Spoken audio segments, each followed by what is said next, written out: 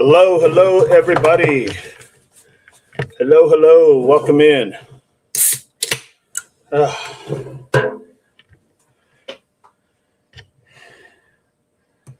all right, let me read this chat. Carol, welcome in. Carol, good to have you. Barney,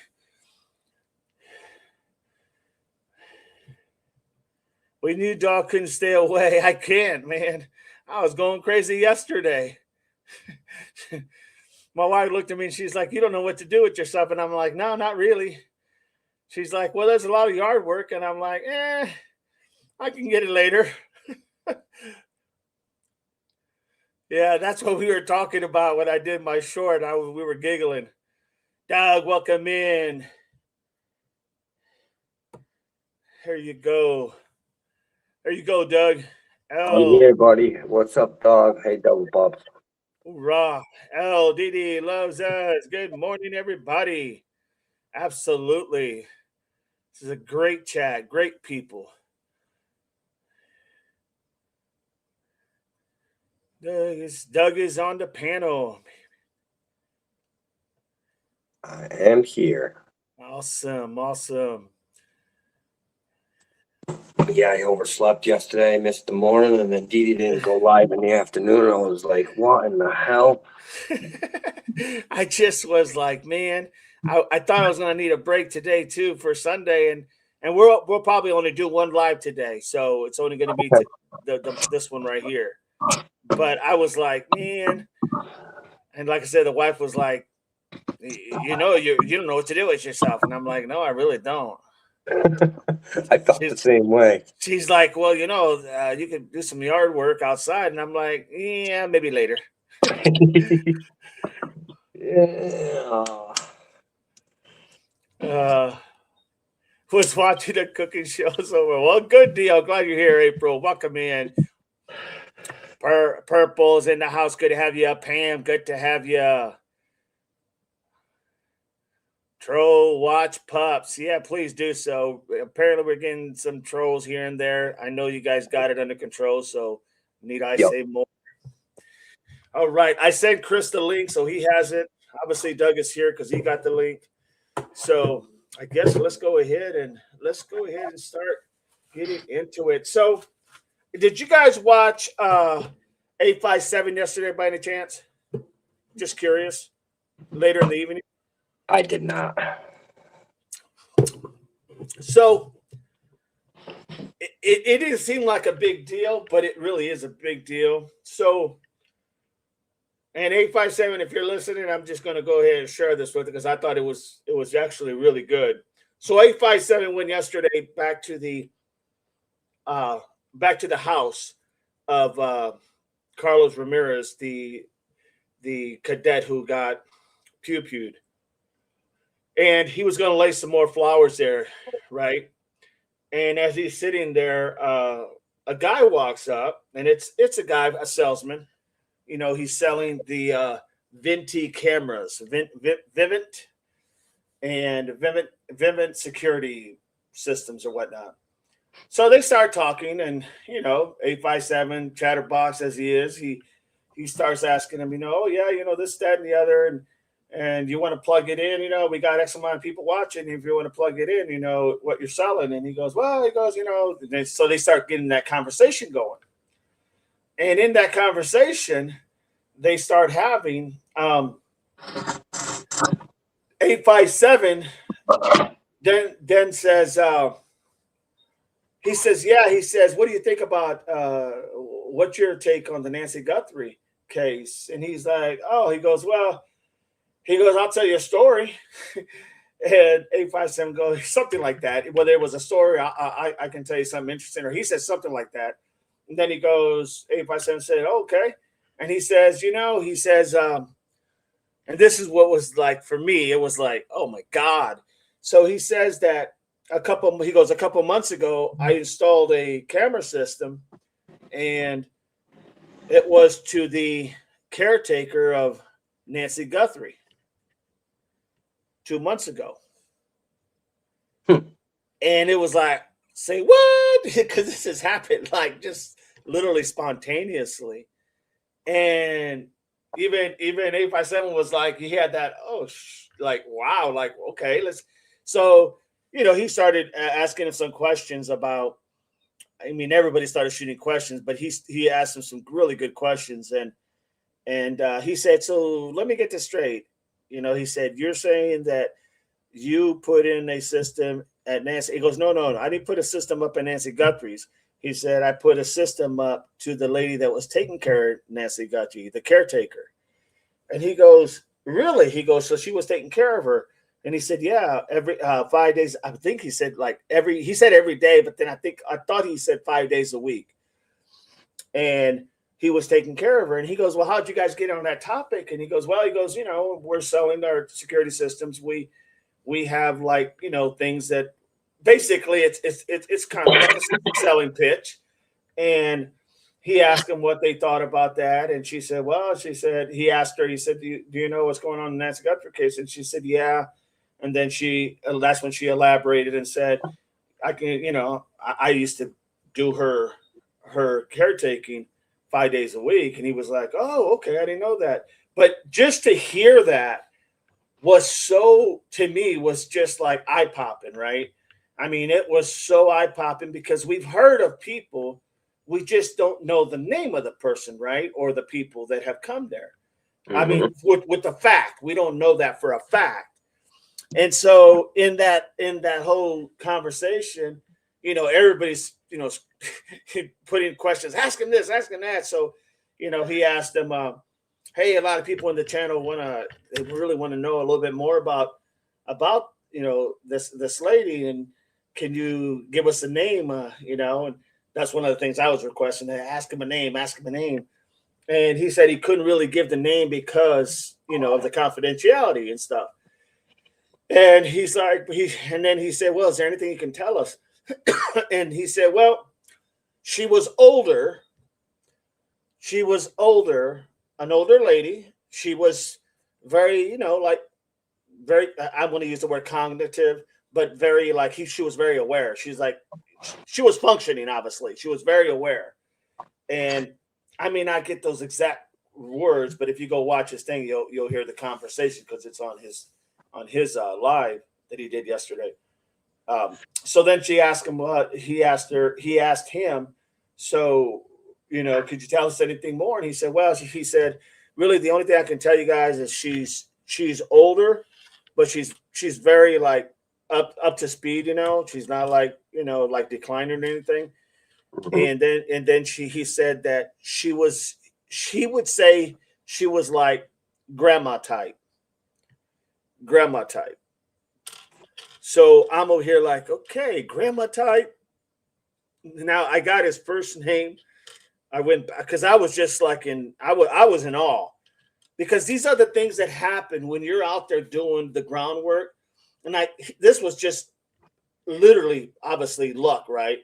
That no one expected this guy was going to say this. And he's a young kid, really nice kid, it seemed like. And thank you, Pam, for supporting the channel, my friend. Appreciate you. And he goes ahead and basically, I'm over here like, dude, this is like crucial information, like, because now there is somebody there. And when you go out there and you're out there constantly, whatever you're doing out in the public, these are those little tips that you get that could be literally difference makers in the big grand scheme of things. Just got to figure out who this person is. He said this person lived in Tucson, and of course, I wanted to, I wanted to know really what her nationality was. Was she Hispanic? Was she Caucasian? Was she African American? Anything, just to give us kind of a little bit to go on. But that question never got asked. But needless to say, so he said she's like a grandma type. That's how they got on the conversation. I'm just reading my notes here. She was at her house every day. He said the lady was out at her house every day. I'm assuming it's Monday through Friday, but he said every day. And this happened about 1 to 2 months ago. So you go 2 months from now, what are we looking at? April? May, June, somewhere in there. So May, June, somewhere in there. But he said it was like 1 or 2 months ago, and she that she said, according to her, she said that she didn't think that this was random, that this was not random. That was according to her. That he said that she said this. She doesn't believe this was random. This was definitely. She didn't say targeted, but she didn't. She said this was not random. That was her opinion. And then she lives in Tucson. Older lady, grandma vibes. She had grandma vibes. She was fully there. That's the word he used about her cognitive. She was fully there. And yeah, so I know it's not a lot, but it just goes to show you that when you're out and about and you're asking questions, kudos to these guys, because every now and then you're going to have that happen. It's going to be that aha moment, and it is an aha moment.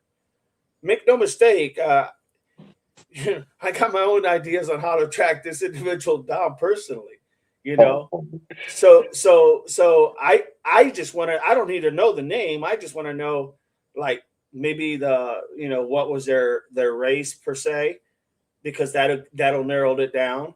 And then kind of maybe like, could you give us like an initial, maybe, give us just like the first name initial or something. You have to tell us the name, just work it in like that. It may not be anything of like anything that he could give you would be very productive. But I'm telling you right now, when you know that somebody put in her system and you know who that is, that's huge, man. That is huge. In law enforcement, that's a huge nugget when you're trying to gather information, right? Now, this is just me. If I am Pima County and I know that there's deputies there that watch this channel, right? He's got his name. He gave his first name and he gave his phone number. Okay, because he works for this business. Now, here's the kicker.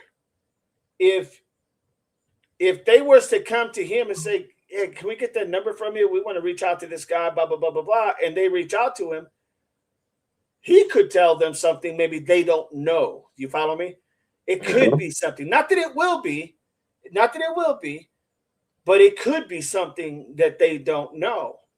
Now you would think that they would know because Annie and Tommaso, and I get all that, but you never know. Maybe they don't.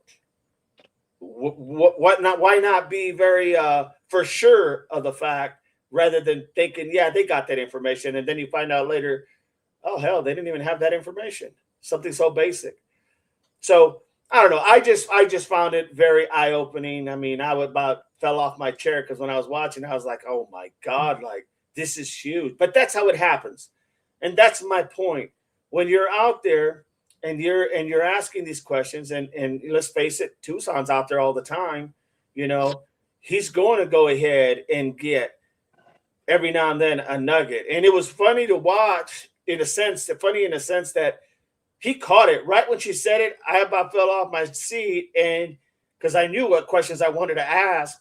And he was like, you could see he was, and then he goes, well, let me ask you a question, and then he started going into that, investigative mode. But that's what I'm saying, guys. The more you search and the more you look into it, the more you're going to find things, and things are going to come to you, and you're going to hear things. And at first it may not be much. And you know what? This may not turn out to be anything, but then it can turn out to be something very important. Why did she stop? Did she stop because, she was let go? Was she, you know what I'm saying? Like how long was her connection affiliated with Nancy? Who's around her? It's huge, man. It's a lot of, that just opens another door to another opportunity. And that's why I found it so amazing. Let me get your thoughts, everybody. What's your thoughts? Let me read some of these chats here. He learned some things yesterday. He also met one of A&T's close friends. There you go. Thank you for supporting the channel, Pam. That was definitely an unexpected conversation. Absolutely, Carolina girl. I mean, I was like, wow, like this is, to me, this is huge. And it could be even huger if they don't have that information, and I'm sure they probably do because of Annie Tommaso. I'm sure they gave them all the names of everybody who knew her. But then again, we also thought they would have took the carpet from the front door, right?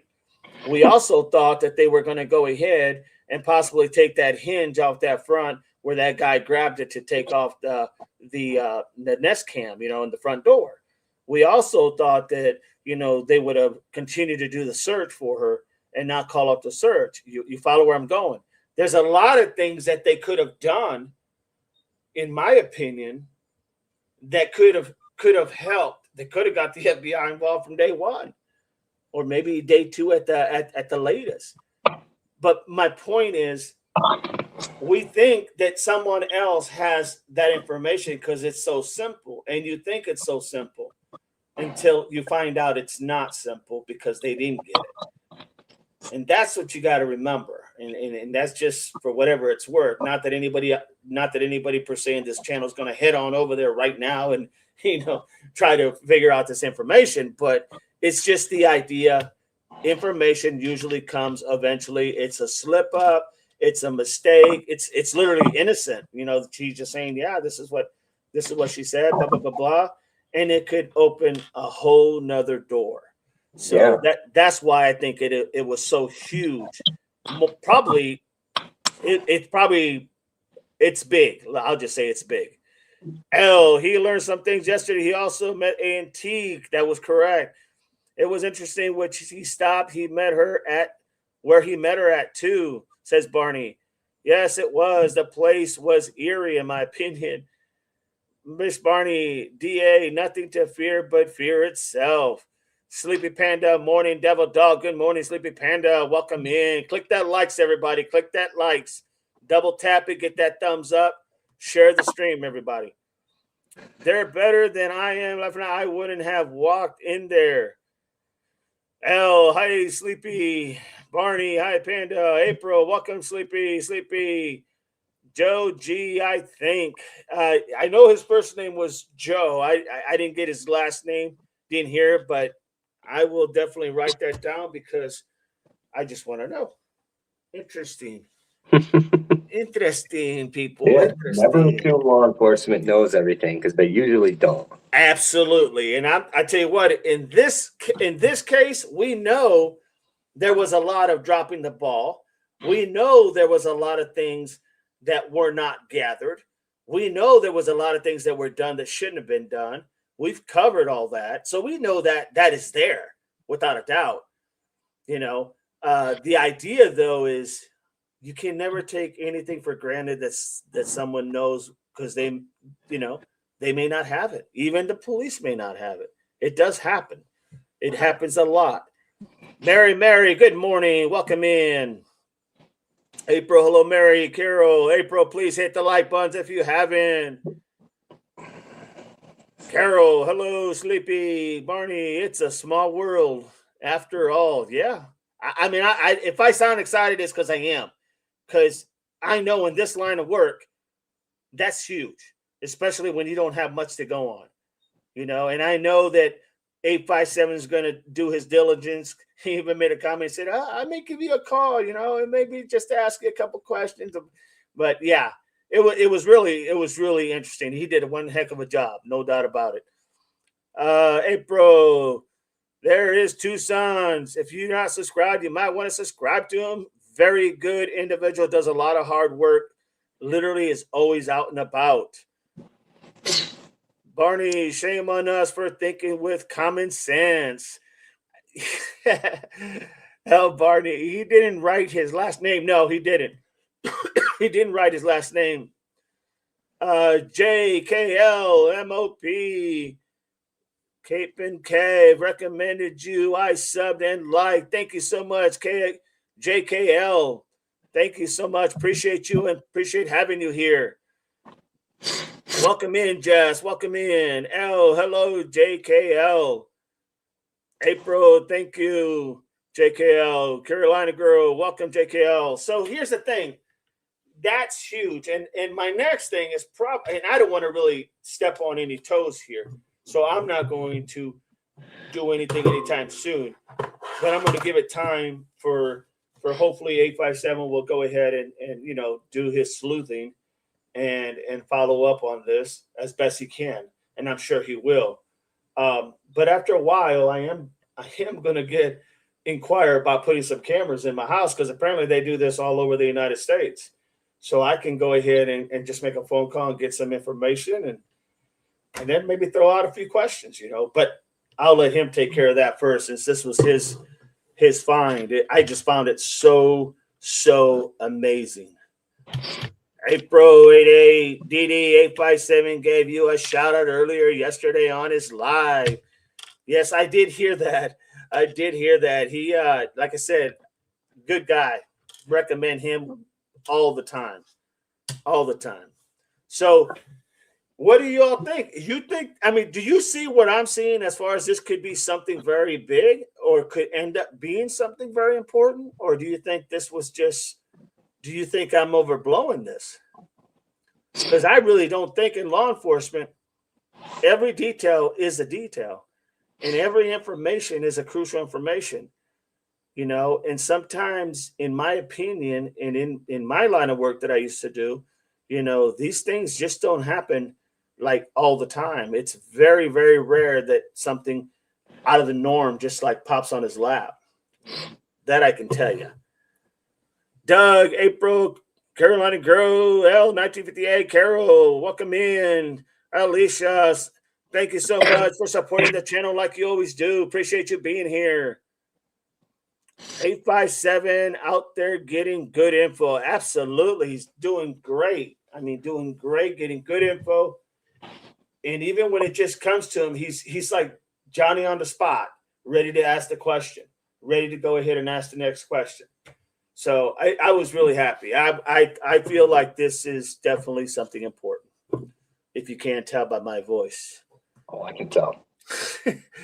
But there's a lot more to come with that one. I guarantee you that. There is a lot more to come. Bam! 857 was on a Graham channel, and a TXPI came up and he said family, but he has a lot of info on the Nancy case that he is going to email 85. Awesome. Hey, anytime we can get information, that is so great. I don't care who gets it. As long as it helps in solving this case, that'd be great. So maybe he will come out with some of it if he can. Good deal. L, the gift. Thank you for the gifts, everybody, says April and L. Pam, hey, Alicia, Deb, Briggs. Well, this crime didn't seem to be very well thought out. Not really. Alicia, hey, Pam, welcome in, Alicia. So that's the nugget that I think is very crucial, because it could be. Not that, like I said, not that they don't have it, but I'm telling you what if it was somebody that lived right there in the neighborhood before they moved? We don't know how long she lived in Tucson. Maybe she lived closer. We don't know. Or maybe she knows somebody that recommended her to see if Nancy needed a caretaker, right? Maybe. You know what I'm saying? Like, hey, how did you come across this? Oh, well, I so-and-so that lives so-and-so asked me, said, hey, that she might be looking for somebody, that type of thing, the word of mouth type of thing. That's very possible. That is very possible, because short of Nancy going ahead and putting it in the paper that she's looking for someone do some house cleaning or do some care, for in her house, short of her putting it somewhere or on the internet or something, somebody had to tell her about it, right? So, maybe it was Annie or Tommaso that said, hey, we know somebody that does this kind of work. So it's always important to just follow up on anything you get. Crystal Crime Board, welcome in, Crystal. Good to have you. If you're not subscribed to Crystal, you might want to subscribe to her. Very good individual. Comes here often. Thank you so much for being here, Crystal.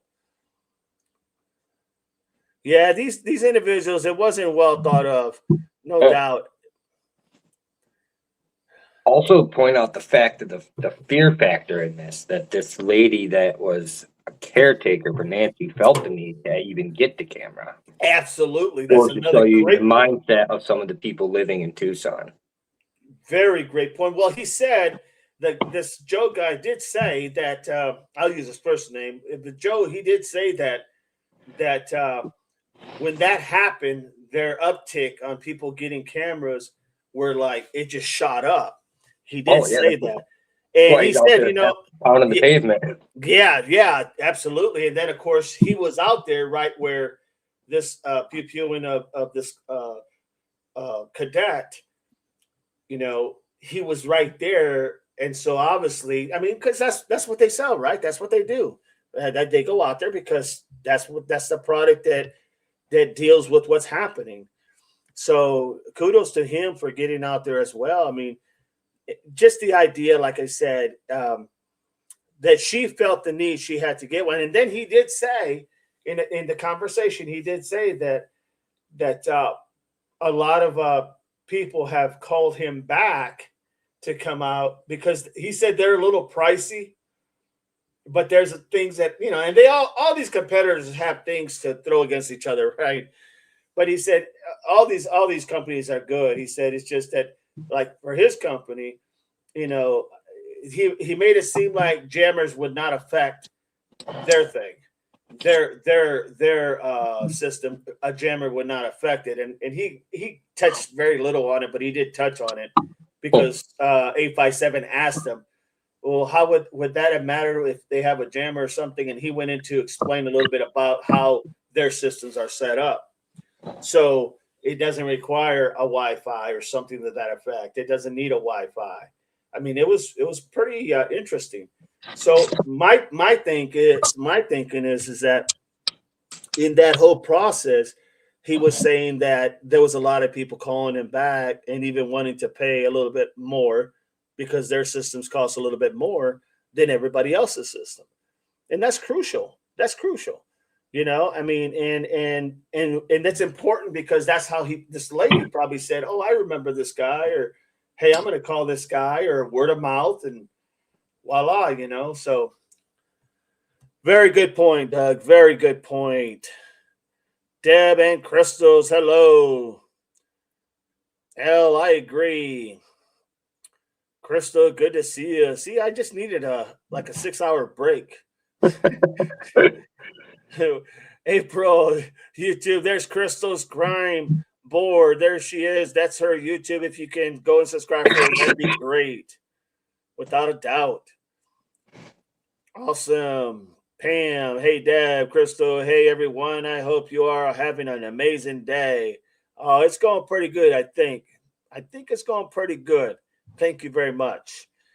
I heard about a caretaker. I thought they said she had an Iranian care. Well, see, that's the thing, Marianne. They did say something about an Iranian caretaker, but they also said that she lived in the casita, right? So you remember that, Doug, when they said that she lived in the casita? At one point, yeah, At in one point? 2022, Yes. that was FA. Right. So the idea that if this was maybe Nancy had to get another individual because to my understanding she was let go, right? So to my understanding she was let go. I don't know if that's factual or not, but I believe that's what I heard, that she was let go, which would only make sense that she would probably have to find somebody else, you Right. know. And if that's the case, maybe this lady picked up where this lady left off, and the only difference was she didn't have to stay at no casita because she had her own casa. You know what I'm saying? Right. She had her own house. So that's a very important thing too, and maybe she knows who this lady who used to be her caretaker was, because most of those people that do that kind of work, they're in that circle, right? They may not like know each other literally or personally, but they do understand who their competitors are out there because they're all looking for that type of work if that's what they do. Let's Right. just be honest. So yeah, that's a good point, Marianne. Very good point. April L. James Barney caretaker already had cameras, but changed to Joe's company. Yeah, I don't know if she did or not. I don't remember that, and if she may have well had him, and she just said, "I want the best. I'll pay for a little bit more." I don't know. I don't remember hearing anything, but hey, that's a good point. L. Marianne, I had heard that also somewhere.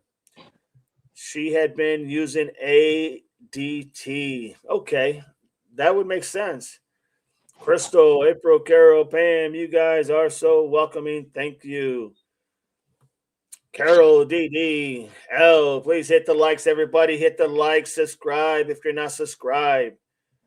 Click that double tap, get that thumbs up going, and share the live, everybody. Carol, DD can't leave his pups too long. No, I can't, man. I really can't. It's just like I was going crazy. But I knew I couldn't. I knew I couldn't do one because when I said I wasn't going to do one, my wife heard me and she was like, "Okay, you sure you're going to relax a little bit?" And I'm like, "Yeah, yeah."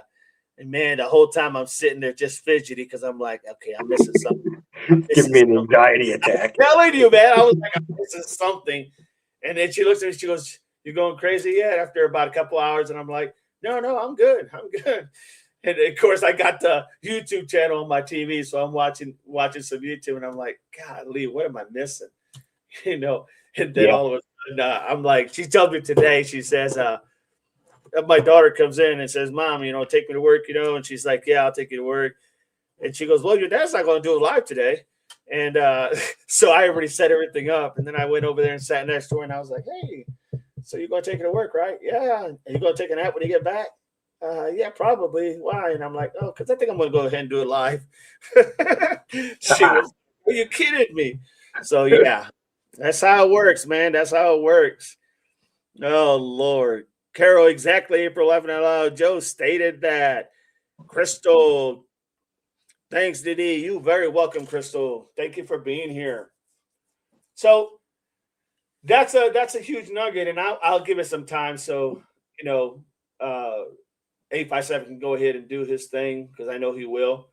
Uh, but I may just want to look into getting a system myself, so I may ask some questions and may give a phone call. You never know; it's always possible. I'm sure I'm not the only one out there. I'm sure everybody's like saying the same thing. I would think. So that's the little tidbit there that I just found so interesting, very enlightening, and it could speak volumes. I mean, I'm telling you, it could be a nothing burger. It could just be simple. She was a caretaker, and she did what she was supposed to, and then she left, and that was the end of that. Or Nancy obviously was taken, and that was the end of that. It's very possible. But here's the thing: you don't know unless you follow up on it. That's the only way you're going to know is if you follow up on it. Then you Mhm. don't have to worry about thinking about, gosh, should I have talked to her? Should I ask her some questions? Should I said something? That's why I'm hoping that the PD reaches out because they do watch his channel, 857's channel. Hoping they'll reach out and say, hey, by the way, or they'll get it down because he put his number on the screen, right? So maybe they'll get his number down and give him a call and who knows? You just never know. It's always the little things when your case is this quiet and nothing is happening. It's always the little things that make a difference, without a doubt. Miss Barney Dog, notice how quick the pups came running home. Without a doubt, without a doubt.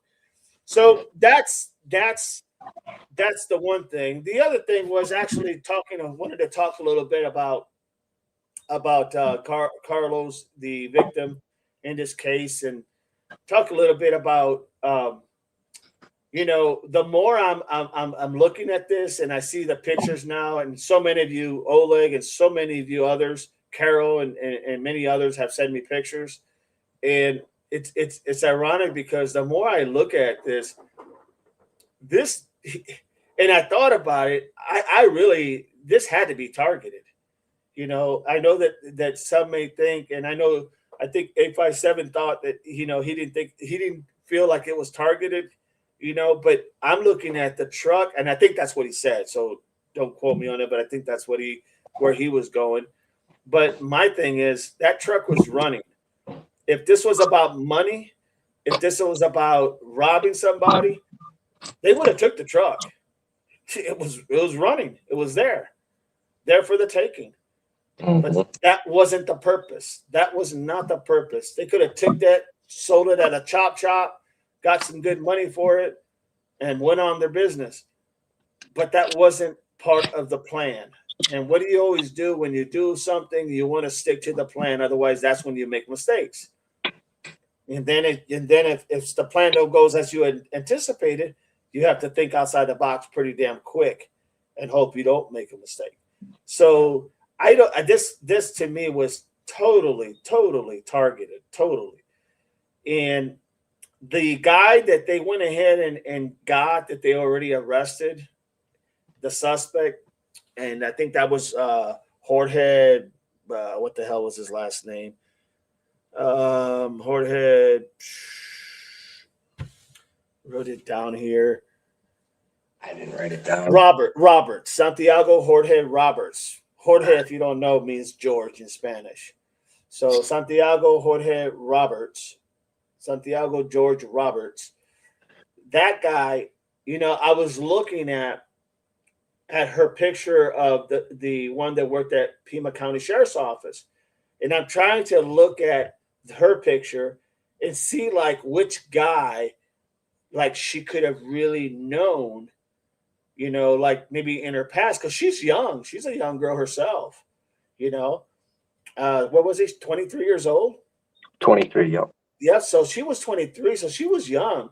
So as I'm looking at these people, the guy that they're looking on the motorcycle, he's like in his 30s, right? Like 33 or something like that, 36, somewhere in there. The guy with the motorcycle.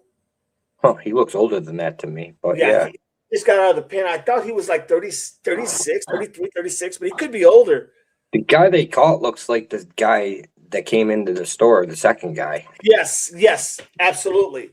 He looks like that guy. He Yeah. looked fairly young. And I thought, okay, well, could he have had a relationship with this girl prior to her getting involved with Carlos? You know what I'm saying? Carlos Ramirez.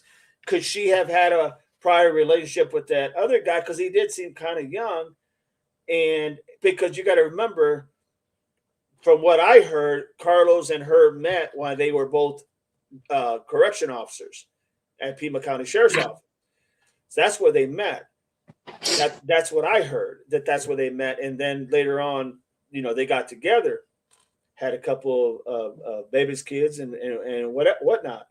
But I'm thinking, if there was one person out of that group that could have been a guy that she would have known if it was that route, that he was ticked off that she got with him and not him, Was him. it was him. It would have been him by a heartbeat. And that's what I was looking at, the facial. I was looking at the ages. I was looking at like what would make more sense, and to me, that made sense. The guy in the Harley, he's by far to me the leader in this whole thing. I could be wrong, but I think he's the leader.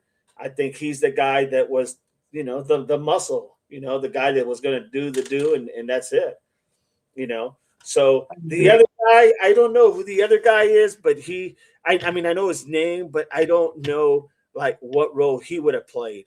Relentless, welcome in, Relentless, from the Jews and 857 Tucson follower here. Good to have you, Relentless. Awesome to have you. Thank you for being here. Oh, you live from the street over from Carlos. Okay. So I mean, could you tell us anything about, if anything that you may have saw or anything that kind of did, maybe anything that would kind of make sense to us? Anything like did you know Carlos very well? Did he have did you ever see that vehicle that they were saying that was driven by the suspects? Did you ever see that vehicle in that area? And anything like that? Maybe you could shed some light into that for us, since you live close to him.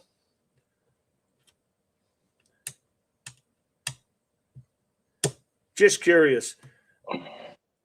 I can tell you what I feel happened. please do so, Relentless, if you don't mind. Let us know. If you want to come in, you can come in, and I'll more than happy to have you up here, and you can go ahead and let everybody know. That way, everybody can. You don't have to sit there and type, but if you want to go ahead and just say it, that's fine. Yeah, why don't I? If you here, I'll send you the link. All right, I'm going to send you the link. I'm curious as to how it made you feel. Do you feel safe in your community still, or do you feel threatened? Yeah, let's see if we can get him up here. I mean, if he comes up, if he's willing to come up here, Let's there's check. the link, Relentless. There's the link.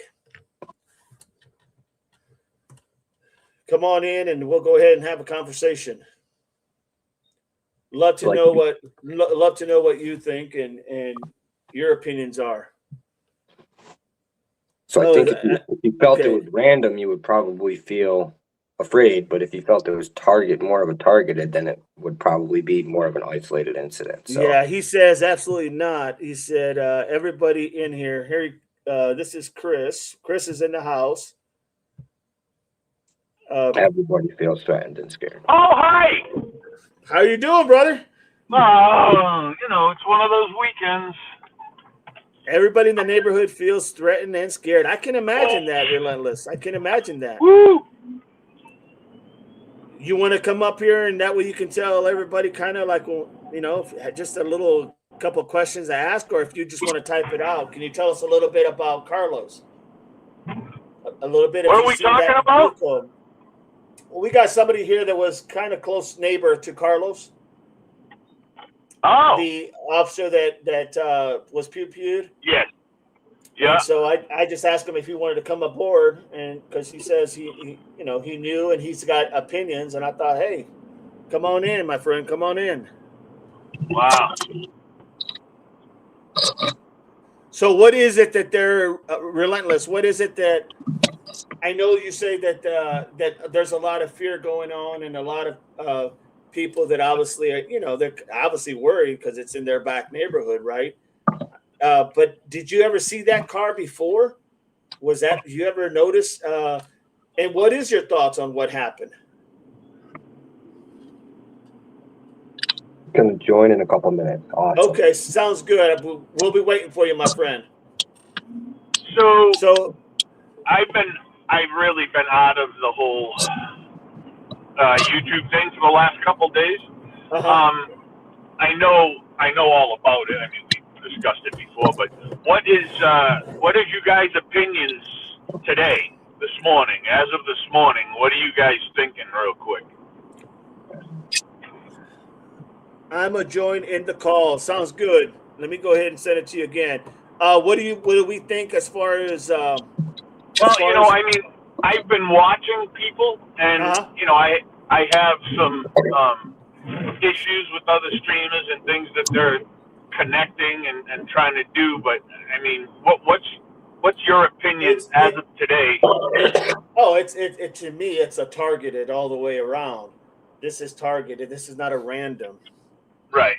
IKCDD, my lunch is at the public attention will expose the law versus crime conflict when ruling over shared turf, county, city, federal, multi-agency. Thank you, IKC. Appreciate you, and thank you for being here. That's my take, only because I think even 857 may think, and I don't want to speak for him, but from what I heard yesterday watching his channel, he kind of had the feeling that maybe this was could have been random, right? Could have been random. Yeah, he's definitely pushing towards random, and I'm like, no way. Yeah, I don't think so. Only because if, like I told Doug earlier in the chat, if it was a random, it was definitely for possibly money, or it was to almost like I'm not even going to go with the initiation of a gang, because this guy he was already been in the pen. So I'm not sure the biker guy, he doesn't fit that typical thing.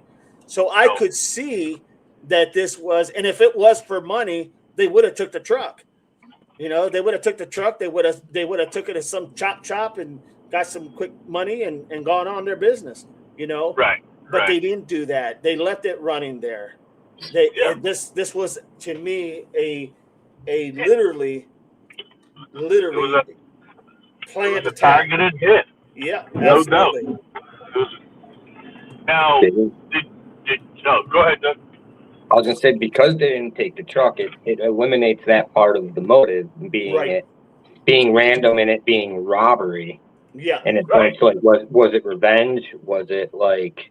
So that's what I'm thinking, because you know what? I've heard some other people on the news, mainstream media, and it's funny because I'm hearing some of them now say, well, this could have been something that stemmed from a jail, from the, where they worked in the jail. And I'm like, we said that from the very beginning. We thought that was.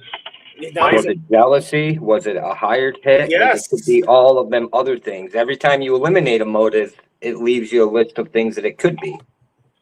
See, and Robert said he was a CO, corrections officer, in 2024. So he would, in my opinion, and I don't know this to be fact, but he would have been working there with most likely his fiance, because that's where he met her.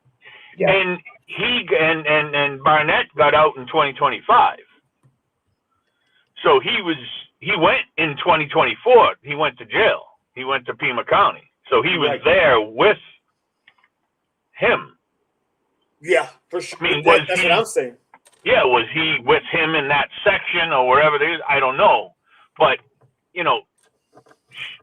my question too is, was she there in 2024? Yeah, that I don't know. But they said he met her there, so she had to be there at least. True, 2025. Yeah, at a minimum. So go ahead. He got out in I forget, October or November of 2025, I think. Correct. So she must have been there too. But this is the thing that sticks in my head. Mm-hmm. If you're random, right? Mm-hmm. Yeah, I'm busting into your house. I ain't taking the time to put two to your head. Right. Sorry, I'm not. Yep, I mean, that's a fact. No. I mean, could it happen? Yeah, it could happen, but not in my eyes. That's a targeted attack. Two to the skull. And I heard yesterday that she was shot in the shoulder, obviously, but that she played dead, and I don't believe that for a minute, because they wouldn't be doing that and then letting her. You know what I'm saying? Like, I think it was a targeted attack on him, and unfortunately, she was just a victim of a wrong place, wrong time. Well, yeah, but again, who knows? But how many people do you think were involved? So I'm going to say most likely, and it very well could have been even up to 4 people. But I think it's going to be, you have the guy that we don't see anywhere that dropped off the car. Okay, we don't see him anywhere. No. And we don't even really hear about him. Nothing seems to describe who he is. The guy, the big guy that first came in, I don't think he has to play in it. The guy that they got the picture of and the guy that they caught. So I'm going to say probably most likely 3, in my opinion, are the 3 that they're saying. So is what I'm thinking. Again, they have arrest a warrant. They have an arrest warrant for murder for James Barnett. They didn't have an arrest warrant, I keep saying a warrant, arrest warrant for the other guy. So that tells me that there's video from the house or the surrounding house that tells them that Barnett was the guy that did the pew-pew, right? Yes, he did because you would have an arrest warrant for all of them for murder, but they didn't, just him. So if I remember correctly, and if you guys know, let me know. I know that they said at some point that they may have been video of 3 people in the vehicle outside the house. I heard But I don't something like remember that. I don't know if that's fact, but I do remember hearing something about that. Well, That yeah, I mean, so either or, but I'm thinking a total of 3 people, including the guy who dumps the car. I'm thinking 2 people went in the house or in the driveway or whatever the hell they went in and did the unaliving. I'm thinking 2 in the house, and I'm thinking either the third person is in the car as they come running out or whatever they do, and then they take off. And then the third person is the one who dumped off the car. Now I hear people saying that, hey, the third guy that's walking away from the car could be Barnett's father and stuff like that. And I'm like, I don't know. I mean, I don't know.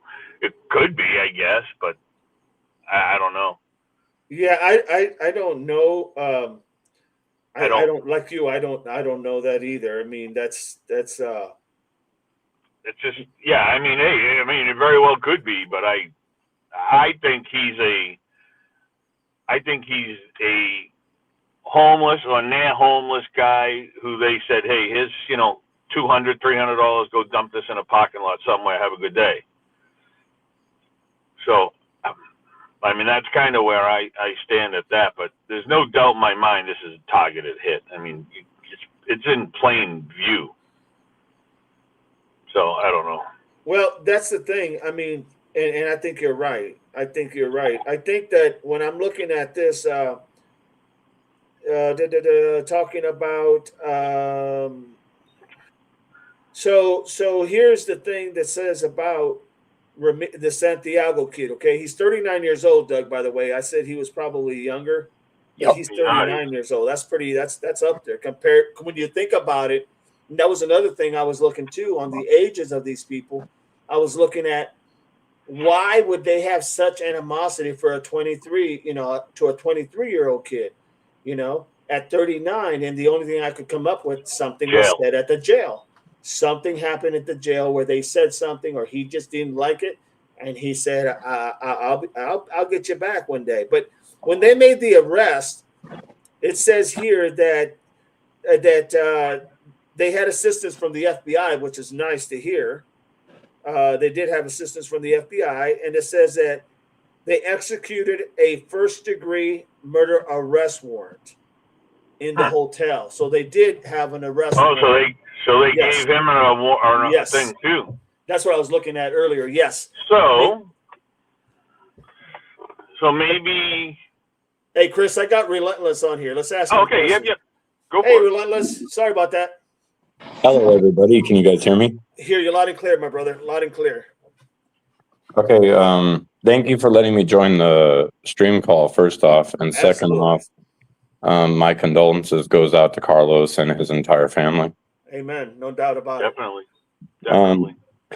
So the reason why I joined the call is to really give people kind of a closer perspective of somebody who lives in the neighborhood, somebody that lives very close to Carlos, somebody who understands the neighborhood and has a lot of common sense.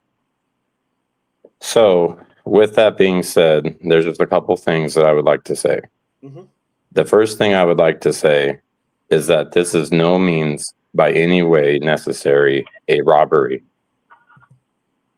People do not rob at 6 o'clock in the morning when they know people are home and there are 6 children at a school bus stop 100 paces from the home. People rob people when they know that they are not home. When people want to do a targeted hit, they want you to be home. 6 o'clock in the morning is a time that they know that you are home. Mm-hmm. So with that being said, with the robbery situation, if you were casing this neighborhood for homes to rob, for one, in order to get to Carlos's house, you have to pass quite a few houses. I don't want to say any names or any of the people that they are, but there are some people in this neighborhood who, well, I'll just say this. 3 streets down from Carlos's, there's a gentleman that owns a home that has a Lamborghini Urus and a Bentley Bentayga in the front driveway 24 hours a day. Wow. So you're hitting that house first. $1.2 million worth of vehicles just in the front yard. Yeah, that's Not to mention what he has in the driveway, so on and so forth. Also, I want to make a very valid point that just down Carlos's street, the last house on the left, the last house before the last house on the left is a Navajo Nation police officer that parks his vehicle out front. Oh. That would not be a good street to rob on. That is correct. Yeah, no, not at all. Now I'm gonna kind of get into my opinion. Okay. My opinion is that this is one or two scenarios. Scenario number one of these gentlemen were incarcerated. Mm-hmm. I believe that Carlos either said something or did something to the wrong person that was incarcerated, and they came back and they did a hit. Mm-hmm. My second opinion, this might be a little bit out of right field, but the more you think about it, it does make perfect sense. The gentleman that is riding the motorcycle, we all know his name at this point. There's only one thing that he's missing from that motorcycle, and that is an MC 1%er patch. Yep. He has everything else except for the patch. That is right. The easiest way for him to earn that patch, and everybody knows what I'm about to say now. Yep. I know exactly what you're saying. So Exactly. So what happened was they were casing the neighborhood because they probably only had an address or a very firm or very non-firm location. So they have to make sure that they got the right guy. The easiest way to make sure that they got the right guy is to case the neighborhood, wait outside, wait for him to come start his truck in the morning. Mm-hmm. And on his way back in through the front door, they made their move. I mean that sounds very, very plausible, no doubt. I like both theories. Both theories are definitely very plausible. Now, as far as the neighborhood concerned, everybody knows that this is the south side of Tucson. It is by no means Disneyland. Every single night in the back desert that is behind, and here's another thing that I would like to let the viewers know kind of about the neighborhood, is a lot of the neighborhood is still being built, and the back of the neighborhood that is close to Carlos's, like, let's say you had a vehicle and you wanted to flee the neighborhood. If you went through the backside of the neighborhood and just went off through the desert, you could take the desert all the way to New Mexico. Okay.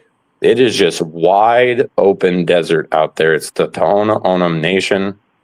And for 40 miles left and right, for 40 miles forward and back, it's just open desert. It's no nothing. Cameras.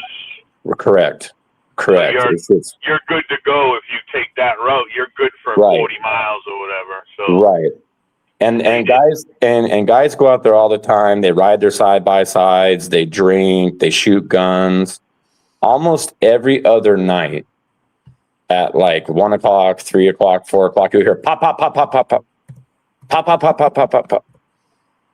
So as far as, guns being shot, it happens quite a lot in the neighborhood, guys. Probably, I would say three times a week, 4 times a week. I mean, not to mention that, but you had people street racing up and down the streets, doing donuts in the middle of the 4-way stops. You got guys on side by sides all the time, ripping up and down the street racing down the street, getting in horrific accidents. I mean, you name it. I mean, the neighborhood is not Mr. Rogers by any means. Mm-hmm. Right. So I just like, and I just really wanted to come on here and just give people a perspective of like what it's really like on ground zero. Got you. Yeah. And like, and how do people feel in the neighborhood at ground zero? And speaking of which, like, my personal opinion is if they have a cop killer on the loose, because that's who we're talking about here. Right. Why is the sheriff's department still not in the neighborhood? Why is there still not a sheriff out front of the house? There was a sheriff outside Nancy's house for like weeks on weeks. You guys remember? Mm-hmm. Weeks on weeks. This is some of the things that really sketch out the neighbors and make them feel unsafe. Totally understand. So a lot of the neighbors on the street, like when I talk to them, they say, oh, well, people are willing to come into a home at 6 o'clock in the morning. And which, by the way, at 6 o'clock in the morning, this neighborhood is happening. People are up. People are taking kids to school. Kids are going to school. It's a very happening place on a Wednesday at 6 a.m. Believe me, there's too many eyeballs out here to just come running out of a home after robbing somebody. You know what I mean? Mm-hmm. Yeah, it makes a lot of sense. Can I ask you a question? Yes. Before this incident, and let's take out the horrific accidents you mentioned, do you see the sheriffs or do you see Tucson police in your area at all? Here's something that I'm about to say that's probably going to make a lot of people upset with the way I say it, but I'm just going to go out and just go straight for it, So the sheriff, here's what's very unique about this situation is in our neighborhood and on Valencia Road, at any given point, when you pull out onto Valencia Road and you start heading down Valencia Road, you will see state troopers, you will see Pima County Sheriff, you will see Tohono O'odham police, all in the same half mile. Now, the thing is, they will sit off of Valencia Road and write tickets all day, all night. But one thing that they will not do is patrol. They will literally sit out there all day, all night and write tickets. We had a situation with one of the neighbors here in the neighborhood that something happened and they called 911.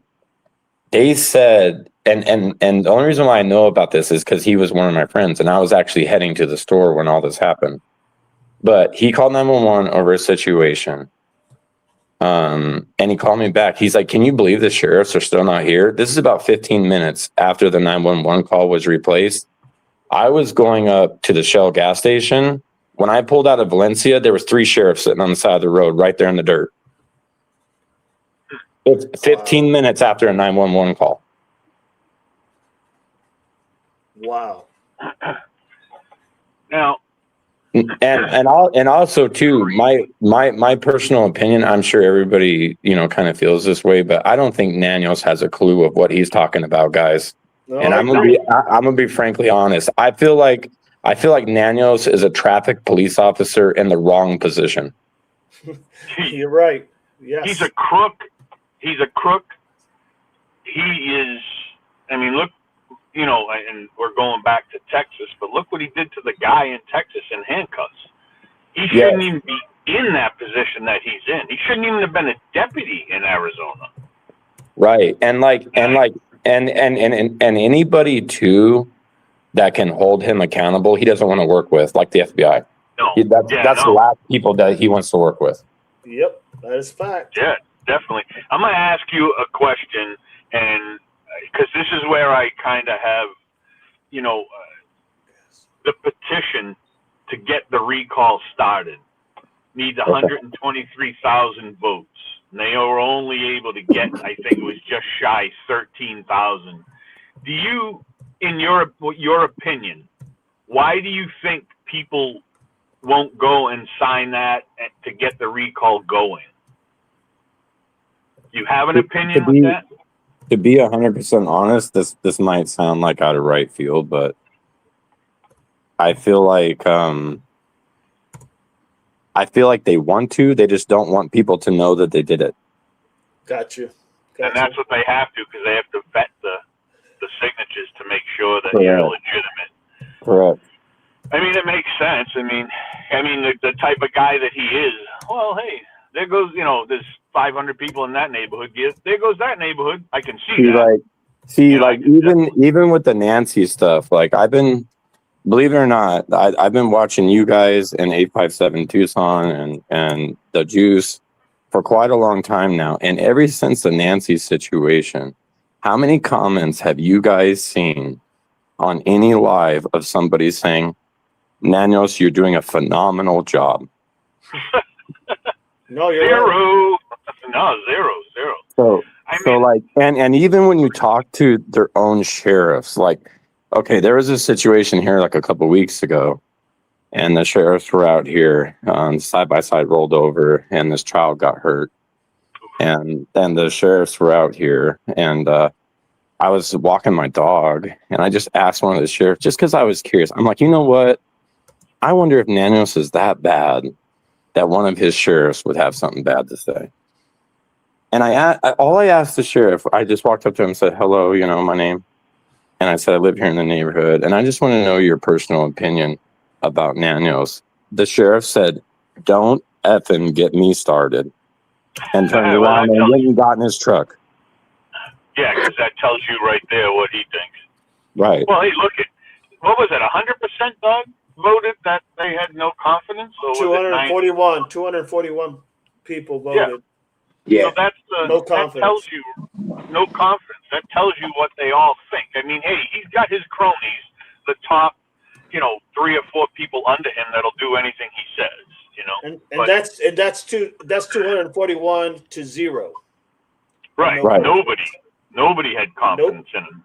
I would like to take that vote with the residents of Pima County to see how that comes out.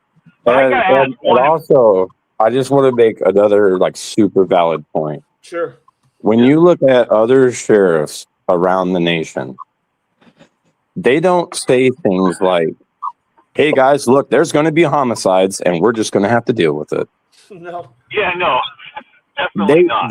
They say things like, there's not going to be homicides in my city because of this, and this. Yep. And the other thing that the sheriffs do is they come out and they do interviews to make sure that they're letting the general public know that there's no longer anything to be scared of.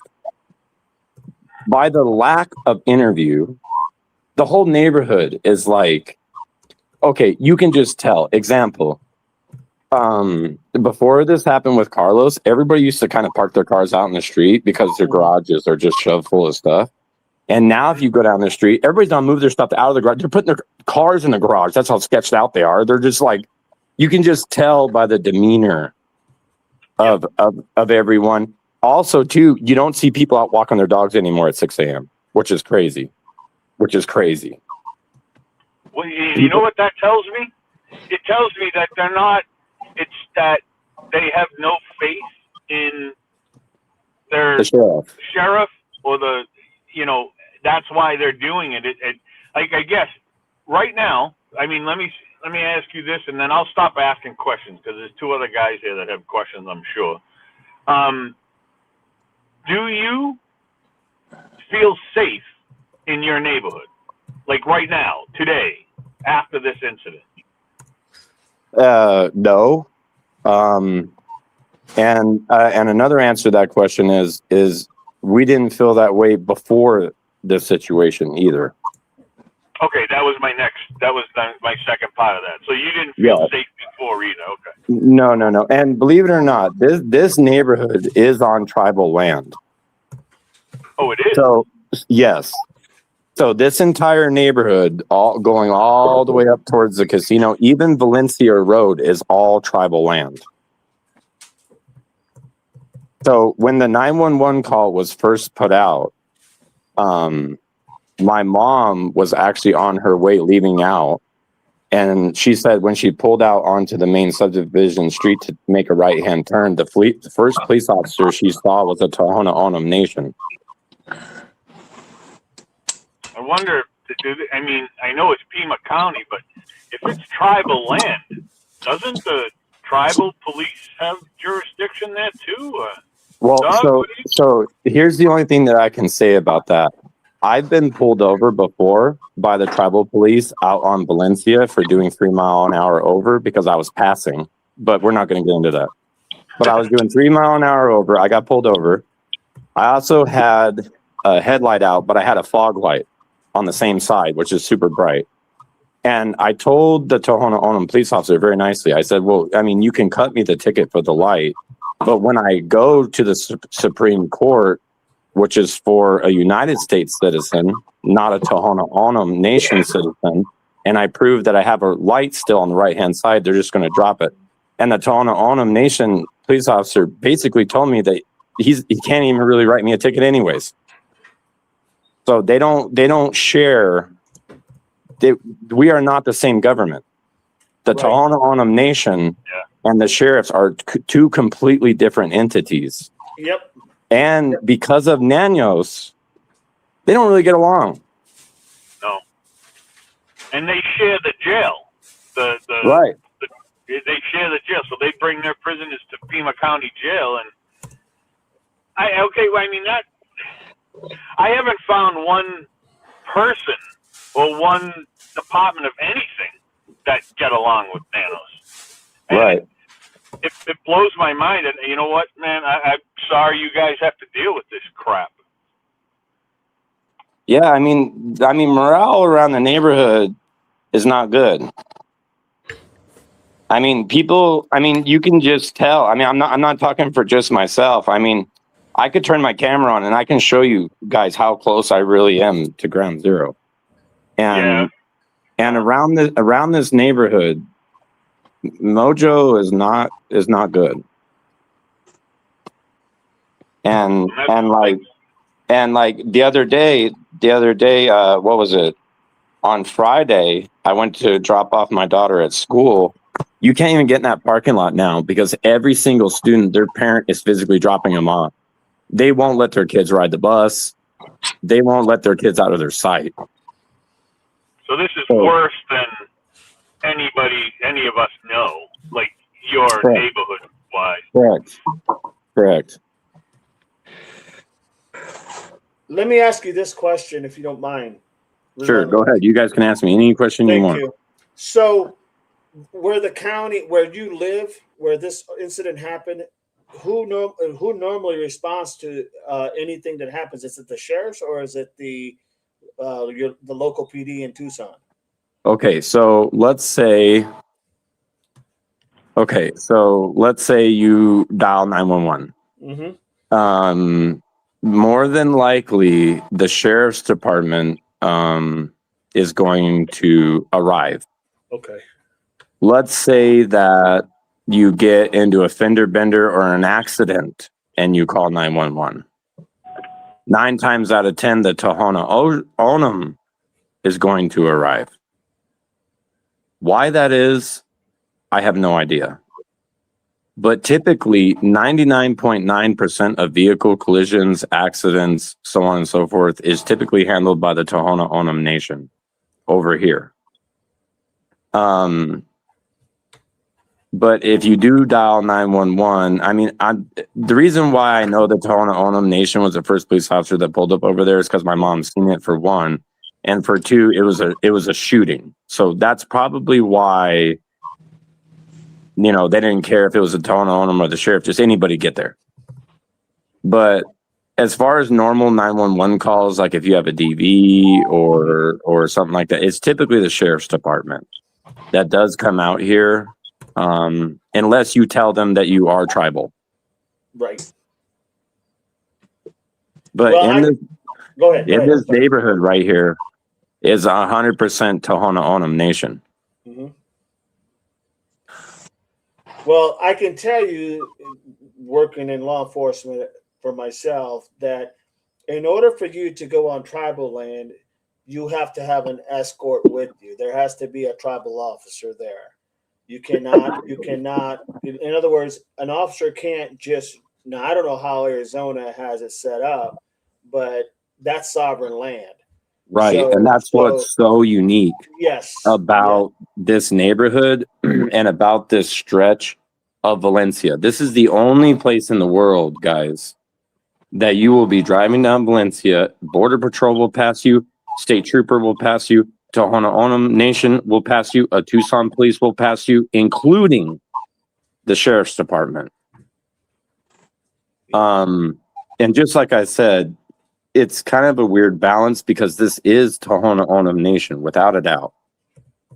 And just like I said, I mean, you can tell that the relationship between the Sheriff's Department and the Tohono O'odham Nation is not very well.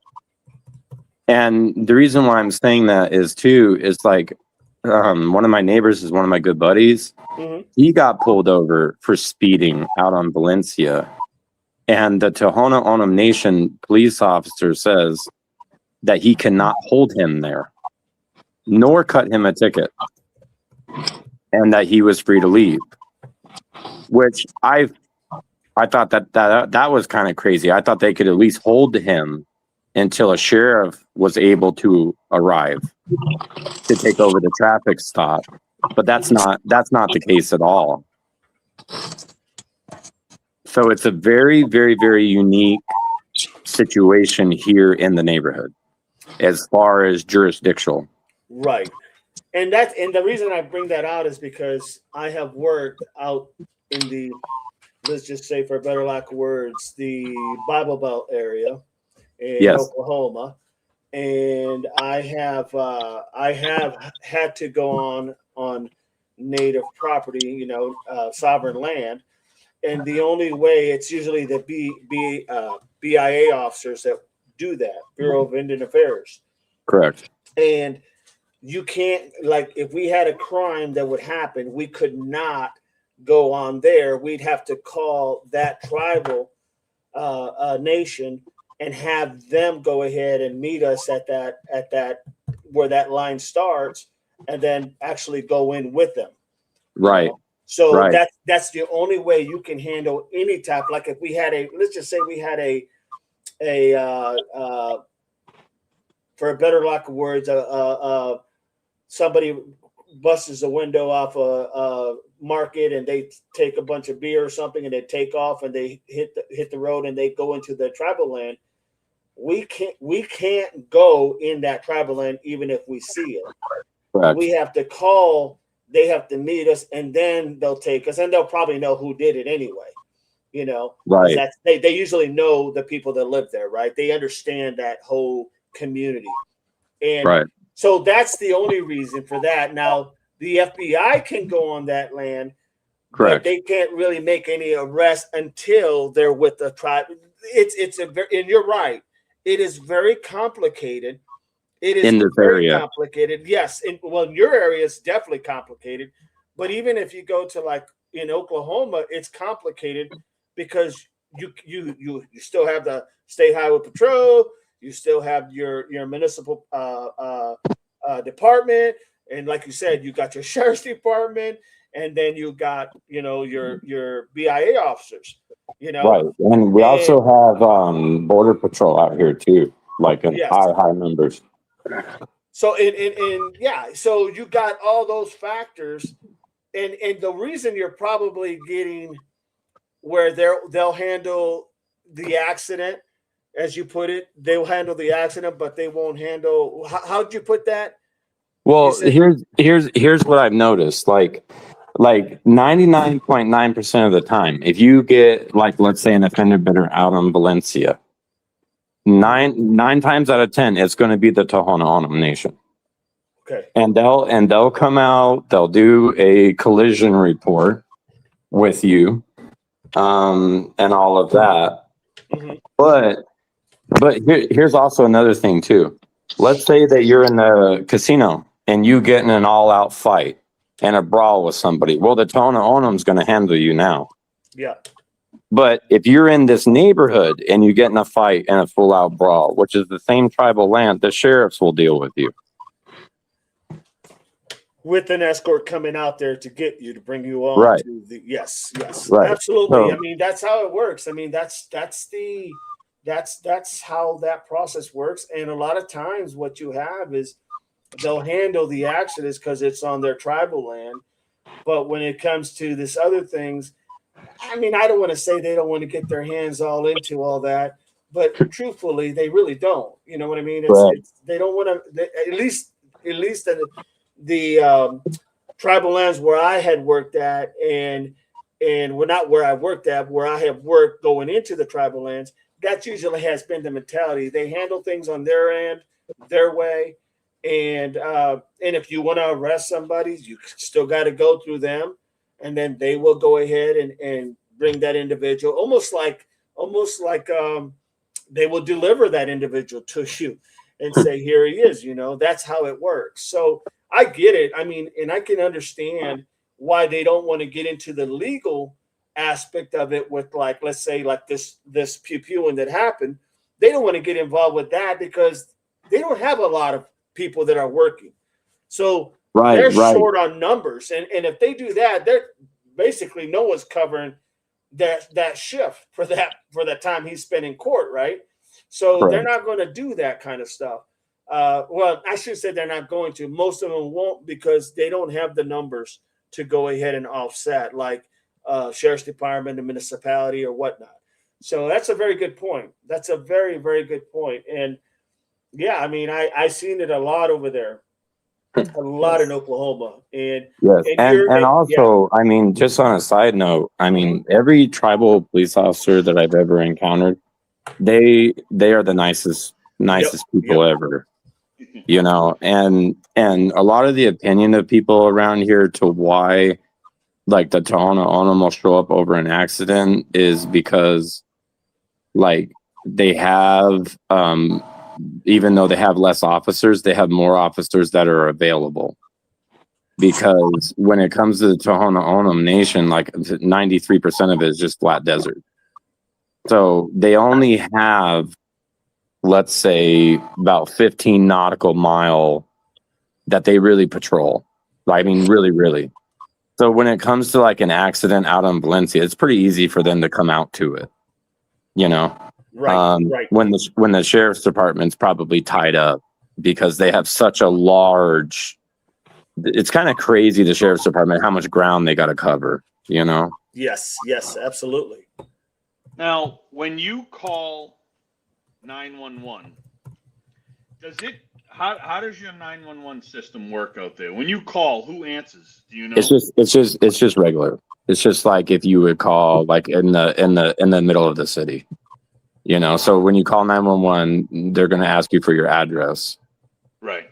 Okay. And then, you know, you just give them the address. What I think about it is there has to be something that's around on this area that like when people call in and they ask what the address is and they start to get a little bit of information that they can tell if it's, you know, if it's a native or if it's an American. I don't know how they do that, but for the most part, they can actually tell.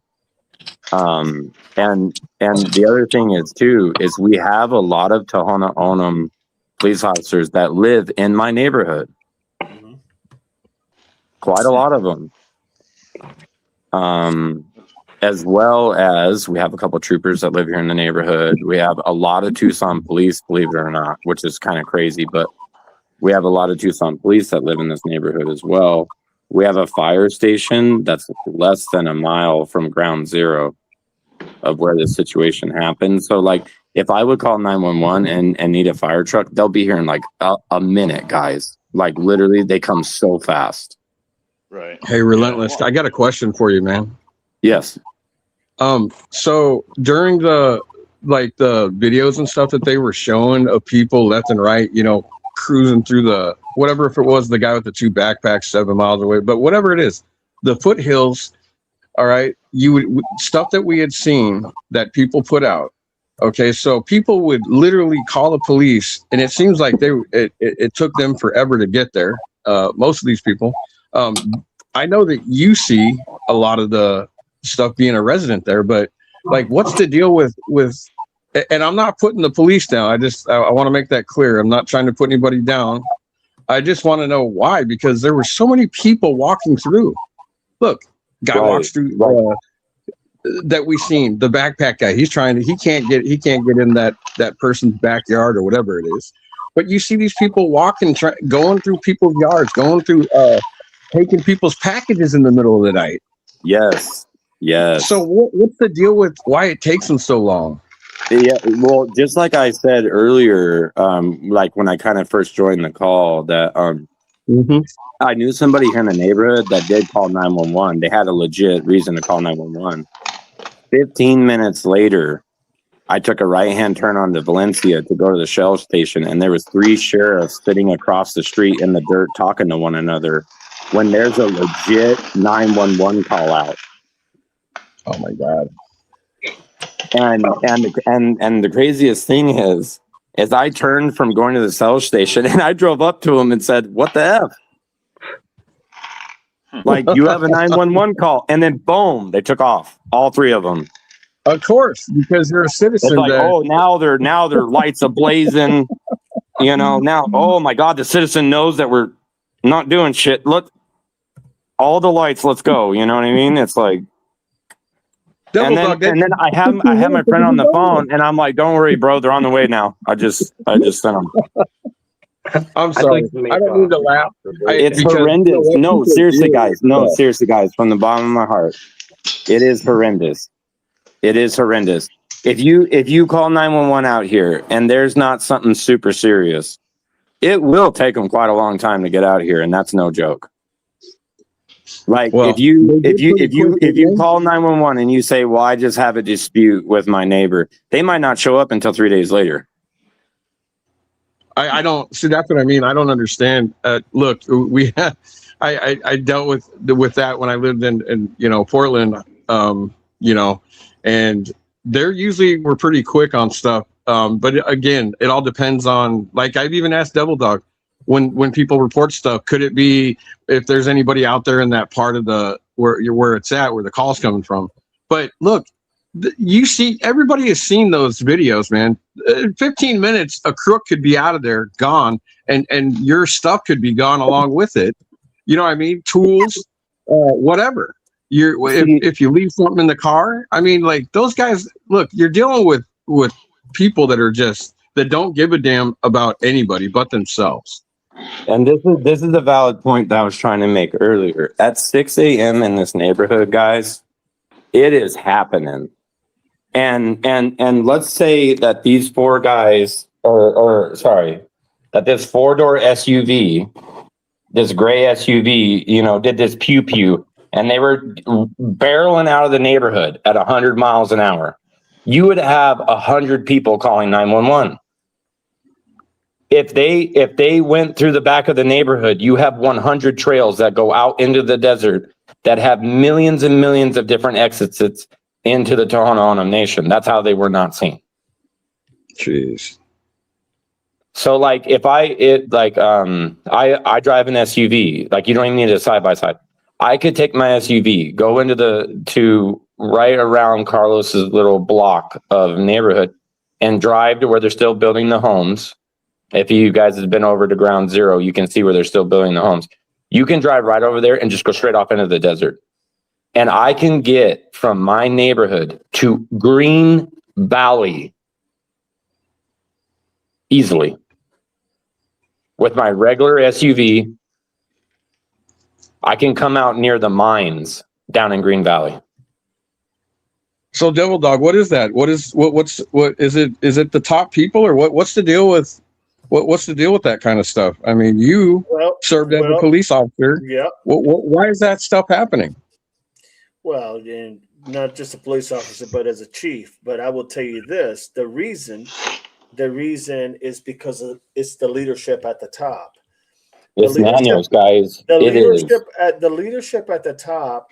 You have to remember the the officers or deputies will only perform what is necessary by what dictates the leadership at the top. In other words, if I am a strict sheriff or I am a strict chief and I am wanting accountability and I want people to do their job, they're going to know this guy's a Marine, prior Marine. This guy's like on top of it. They know where they stand and what they got to get done. But if you're someone that is always breaking the rules or bending the rules to fit your narrative, and you're always not really being that leader that you need to be, well, then that's going to filter down the ranks. And so that's why you have what you have. That's why I asked earlier about who covers what territory, because it sounds to me like, yeah, Pima County Sheriff's Office is the one who handles that area for certain crimes. And so therefore, what's going to change? What changed at Nancy's house when Nancy was taken? What changed there? Nothing changed there. You see the same, I don't want to say you see the same thing, but you see the same performance. Okay. Your leadership starts at the top. That's why that happens.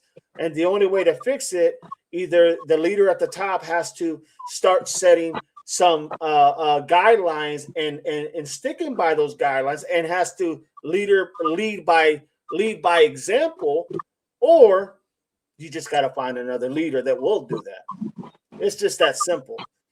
It is. It really I hate to is. say it, but he's 100% correct.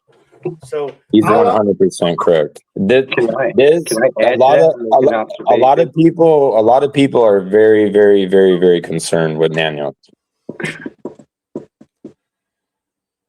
Yeah. To me, it appears like there's a turf war going on between the criminals in the neighborhood and the law enforcement in the neighborhood. That right there is without a doubt. With the cash cow. If it's an incident that isn't going to be pulling in revenue, then they don't even want to deal with it, and they're giving all the crap shit to the native police. Right. Also, like protect and serve. If they're not going to be making money, then they don't want to deal with it. And that's what I'm getting from what you're saying. I think that's what you're trying to say. And also, too, I mean, this might be my personal opinion, but this was 100% not a robbery. I mean, I think we all know that. Our common sense tells us that. Yeah. And the only reason why Nanios is saying that this is a robbery is because he doesn't want to tell the general public that there's a cop killer. Right. Because robberies happen all the time. So he just wants to chalk it up as, oh, this is just a robbery gone wrong. You know, nobody in the public needs to be scared. If he came out and said that this guy is literally targeting police, I think the neighborhood would be a lot more like, oh my God. If the police are not even safe, we're not. Right. Now, and you know, it just comes back to, it doesn't want to fall back on him. No, definitely. You know what I'm saying? Like, right. And I hate to say this, but there could have been a lot more done about Nancy too. Like the way that, and also another point is, and Dog's going to know exactly what I'm talking about, but every police officer out there in the world, they know what a blue alert is. Mm-hmm. And for Nanios to say, oh, well, they got all these alerts, they got this blue alert, I don't even know what the blue alert is. You don't know that a blue alert means that an officer is either in severe trouble or killed? I mean, come on. I mean, Nanios needs to go back to training. Yeah, without a doubt. We don't want him to have any more training. He needs to go retire somewhere. I mean, it's just like so horrendous. You look at the sheriff down in Florida, those two guys, the one that dropped off the SUV that's being held, I guess you could say, and the other guy that's been arrested, he would have them over every single Facebook platform, YouTube platform, and be talking about them, let the whole dang world know that this is them, you know? And then he would be saying who the motorcycle, the guy who's on the motorcycle, everybody knows what I'm talking about, who his friends are, where he went to high school, who he hung out with. That's what they would be talking about, instead of not giving out any information at all. Like, that's absolutely crazy. Like Sheriff Judd and Sheriff Nanos is two different worlds. Oh, God, yeah. Nowhere close. Nowhere close. How is the in your neighborhood? How is the crime? Do you know if there's been a lot of break-ins or not that many or nothing that you've heard about? Because that tells me a lot too.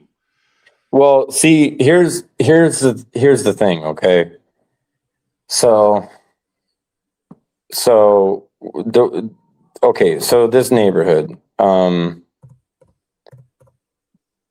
I would say that the largest amount of demographic that lives out here is not old people. It's not 55 plus, okay? Mhm. That's actually kind of a lower amount. It's actually more kind of your younger crowd, first time home buyers, so on and so forth, because I mean, the neighborhood was like when they were first building the neighborhood, man, they were giving houses away. If you even had a name or an ID, you could sign up. So it's like a younger demographic that's out here, and there is a lot of crime. There is most definitely a lot of crime out here. I'm not into it enough to break it down to say, oh, well, we have more robberies or this is to tell you the truth, because I really haven't got into it until this situation happened with Ground Zero right next to my house. And it hit so close to home. And I'm like, I need to pay attention to this because this ain't going to happen anymore. But with that being said, just like I said, every other night you will hear gunshots in our neighborhood. Pop, pop, pop, pop, pop, pop, pop. You will hear ATVs out in the desert just getting hell rowdy. You know what I mean? Loud music, getting nutty. You know, there's fires all the time out there. The fire department comes out here all the time with out of control fires. People go out there and party and they run their side by sides through the fire. And then before you know it, half the desert's on fire. You know, and we do have a lot of issue like with street racing. I know that sounds kind of lame in comparison to everything else that's going on, but that does lead to other things too, guys. Let's just be honest. But it brings a lot of people. Yeah, there's a lot of street racing out here. And forever, this area out here has kind of been known as the party land. You know, like this is where people come out to the desert because just like I keep saying, it's so easy to get out there. Right. And, you know, and I hate to say it, but the police presence is so shitty too, that's probably why people come out here and party. Yeah. Yeah. I got one suggestion for you, and you can get it started. But what's up, Righteous Monkey? It would take a lot, but you could turn that into a gated community. Yes. Like if you just outskirted the entire gig and then put automatic gates, the whole thing would be like that. And you would have to have a code to get in and get out, or somebody have to beep you in. And then, you know, but also too, it's like, I just like one thing I know for certain, guys, and I mean, anybody else can debate this, but this was not a robbery, guys. No. This by no means, shape, or form was a robbery. This is 100% targeted in some way, shape, or form. It was targeted. I mean, there's, like you said in the beginning, there's two things that stand out to me. Number one is he took 2 direct hits to the head. That's not a random, oh my God, let me just run in and, you know, bang, bang, bang. That's execution. Yeah. Yep. Exactly. That's execution. Exactly. And a lot of robberies. Okay, here's a lot of people might debate this and be like, oh, that's not true. But here's some facts. 83.8% of home invasions that has to do with robberies happens in the middle of the afternoon when people are not home. Right. Professional robbers who rob homes, most of them don't even have guns. Right. You're right. Because they know the people are not home because they've cased the entire street. They don't just case one house. They'll sit at the end of the street. They'll watch a whole street for months. They know who comes, who goes, when the neighbors are home, when they're not. those are the type of people that rob. People don't rob at 6 a.m. in the morning when they know they're home and a truck is running out front and they go running past the running truck. Oh yeah, let's get this lick. Come on. No, you're right. Come You're on. 100% right. It was definitely the other thing that stands out is the one thing that you said. It's 6 a.m. in the morning. Usually, most people are home. Right. So they were expecting him to be home, or And vice at versa. 6 o'clock in the morning, like, here's another thing too that I would put one of you guys up to. You guys should come here this Wednesday at 5:30 in the morning and do a video of what the neighborhood is like between 5:30 a.m. and 6. There's kids walking to the bus stop. There's all kinds of cars out and about. Like this is for somebody to come in and go pew pew and do 120 miles an hour out of here. Yeah, right. There would have been 100 911 calls. Like, there's just no way. You see where I'm getting at? Oh yeah. And I think somebody should do a video like that just to give people a perspective of this is not a robbery. Like, by no way. And let's say it was a robbery. There is a bazillion more houses and people in this neighborhood who is very erotic, that's not afraid or scared to show that they have money. That is way, way, way more obvious targets. Yeah, way more obvious targets.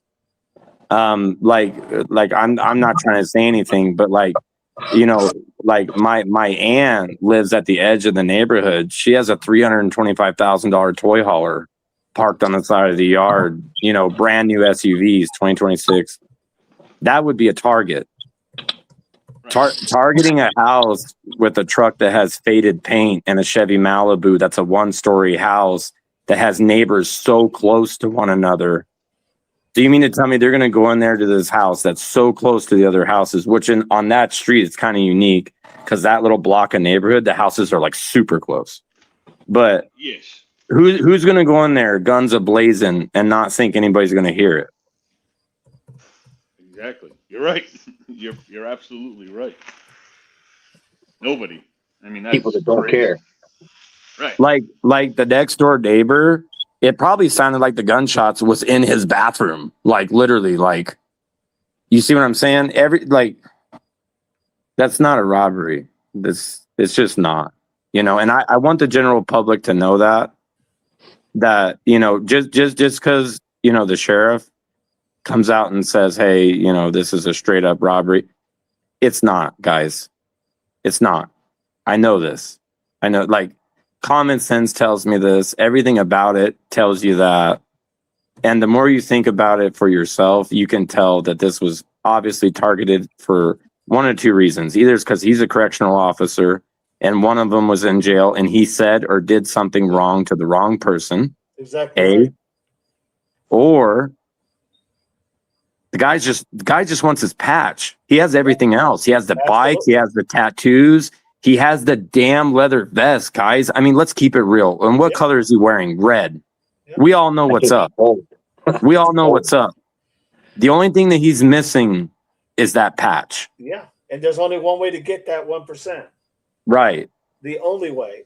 You're exactly right. That's it. In those two examples you just gave.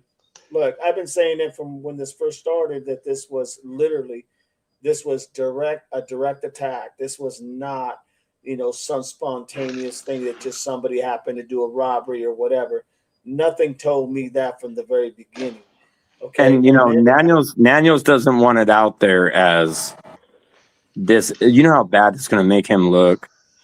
I hate to say it, but on the flip side, how bad he's handled the Nancy case, which is a complete butchering.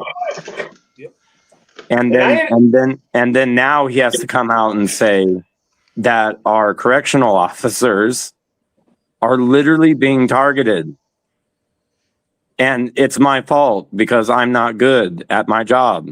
And that's why that's why I'm in the news all the time, is because, let's really think about it, guys.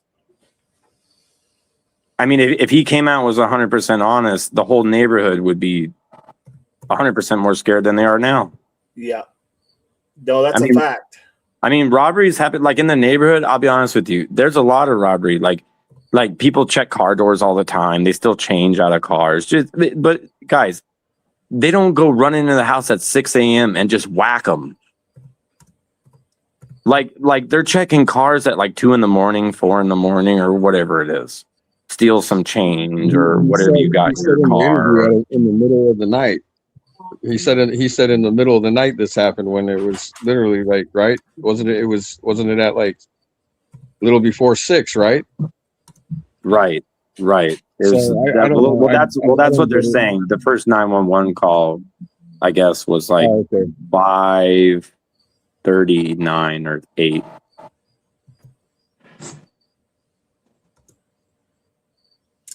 No, you're exactly right. But also too, that's why I keep saying, what do y'all need to do a video out here from like, let's just say 5 a.m. to 6. Just do a 1 hour long video and just on a Wednesday and show people what the neighborhood is actually like and how not dark it truly is around that time. I mean, we're talking, you have kids walking to the bus stop at 6 a.m.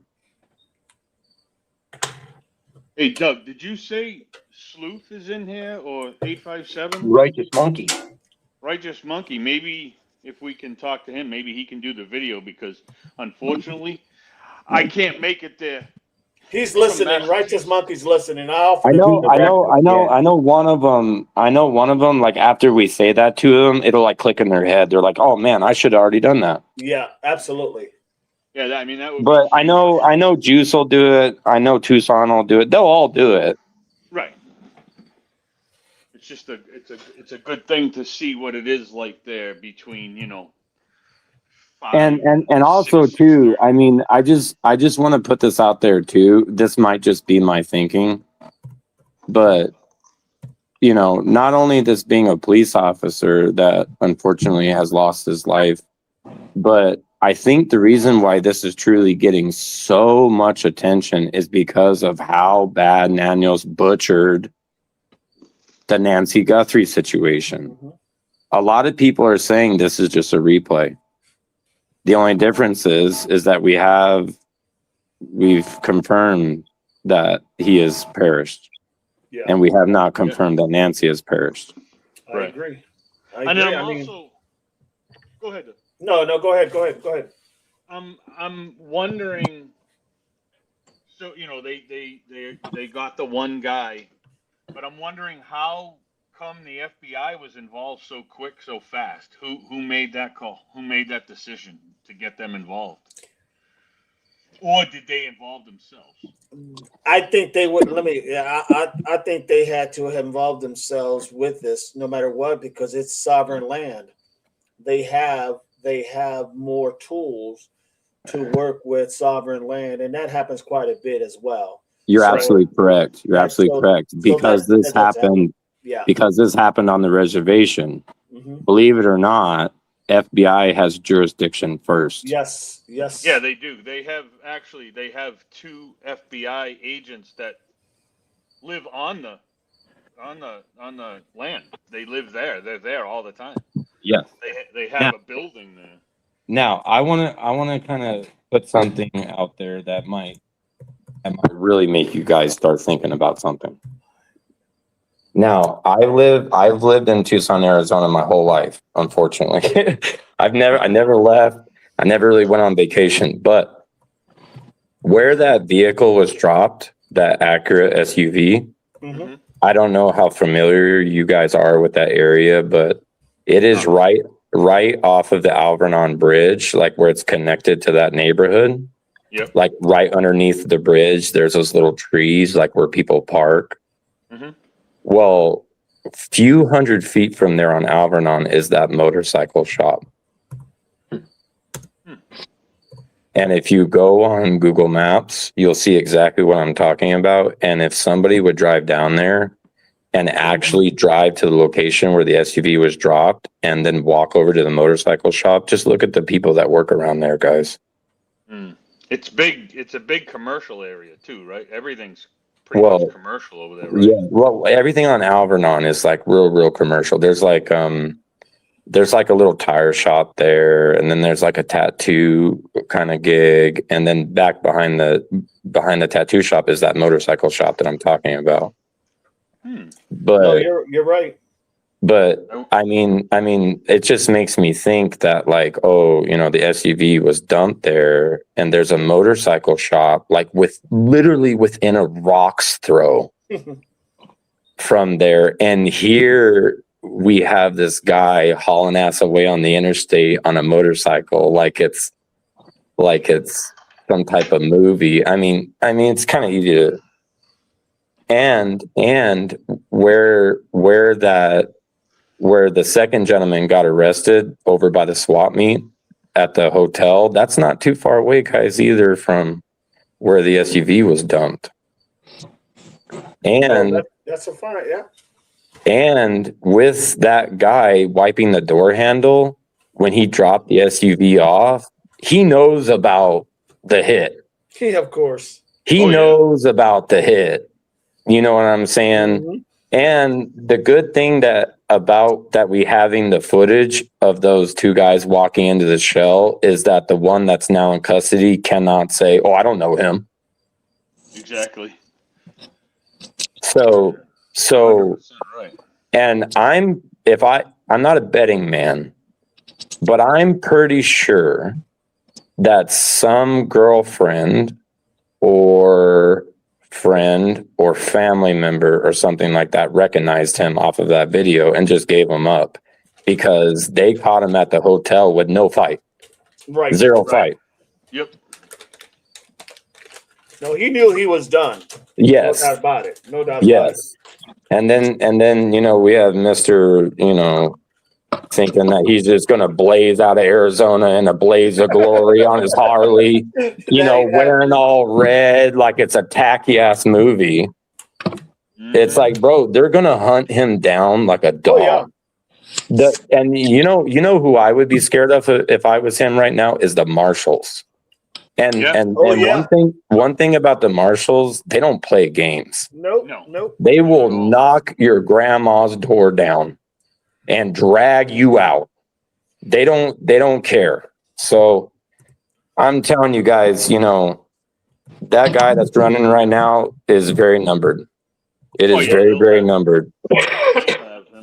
Well, the old theory about nobody in the law enforcement likes a cop who has been unalived is not sitting well with him either. No. I mean, if you just look up, like, for example, if you just go on YouTube and just look up, cop killer, and you look up videos, there's 150 cops hunting this man down. Yeah. Like they will not stop until he is caught. Like, so. Hell yeah. And with him being on the interstate, we're talking state troopers too. They don't play games either. And I mean, state troopers will chase you to the ends of the earth. Okay. Now that road that he was on, I'm sorry, I forget. Is that picture? Is he on the interstate? He's on I-10, just outside Marana, heading northbound. So two things. If I had to guess where he's going to a mountainary area in Arizona that has way less law enforcement, like the White Mountains, Show Low, Pine Top. Okay. If I had to guess. What's your next stop? What's the first border you come to? What, like, are we talking? Well, I mean, heading that way, he doesn't have very many options. Okay. I mean, one thing is he can't head towards Mexico, guys. I know a lot of people are thinking or saying, "Oh, he's already in Mexico." Dude, trust me, that would be the worst place for him to run to right now with how locked down the border is. Yep.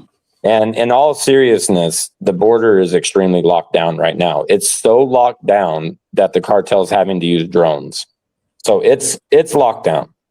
Yeah. So the only other option is basically north. And You know, and the reason why I'm thinking that he's heading towards those directions, like Roosevelt Lake or Apache, or because these are areas that don't have any cameras. That's not major freeways. I mean, shit, you could take Oracle Road, you know, and take it all the way up to, like, you know, where it turns up into Roosevelt Lake, or you can go into Pine Top, or you can go into Show Low.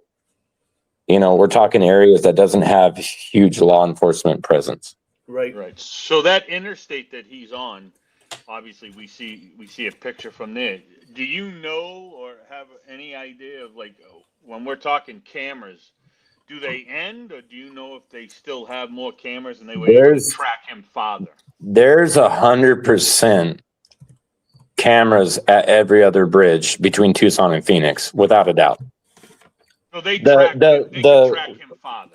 Right. The simple fact that he did what he did, and he's riding a motorcycle up I-10 towards Marana, he got balls. Right. He got some huge, because you can't even drive with window tint from here to Phoenix without getting pulled over. No, there you go. And I'm sure by that time, the state police on that road were, you know, a little bit after that time, I would have to say. They were looking, you know what I mean? They were alerted to, hey, watch out for this. But it is crazy. But there's one thing that I want to throw to you. I understand the whole motorcycle gang and your initiation and everything, but I have a friend who was initiated into a motorcycle gang, and before you get your patch, if you're trying to be brought into that and trying to get your patch, you have to wear a patch that says prospect, and he is not wearing that. So I'm not too sure about the whole initiation thing, but it's possible. But usually you have to wear that patch that says prospect for a certain amount of time. But I could be wrong. But I just Not if you become a 1%er. You skip the Right, process. right. I was just about to say that. Like, One so percenters in are a this, whole lot of different. Yeah. so in this very Pacific area, region, whatever you want to call it. Yeah. Okay. The HA, if everybody knows who I'm talking about, the HA Motorcycle Club. Mm-hmm. Okay, they have a clubhouse pretty damn close to Ground Zero. I don't know if you guys knew that or not, but you know, right there on the south side, right off of the interstate, there's a very large clubhouse. I've never been in a motorcycle club or anything like that, but just out of pure interest, I have looked this up online before, just because it's extremely interesting. Yeah. And how this specific area works with this specific chapter, you know, if he was actually, you know, doing that kind of thing, they wouldn't wear a bottom rocker that has the state. And when you look at him when he's purchasing the motorcycle, he has the same damn vest on, guys, on Facebook. So obviously he's very keen to that vest. Yep. And to tell you the truth, the vest is not very fashionably forward. Like, he doesn't wear that vest all the time because he thinks he looks good. Right. No, you're right.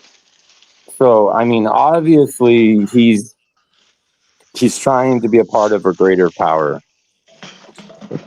And let's say that Carlos, you know, said something or did something wrong to the wrong person.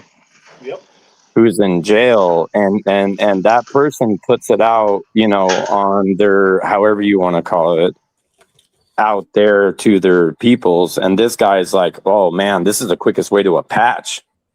Yep. I'm gonna go ahead and pick this up for him and take it out of the clubhouse. Yeah.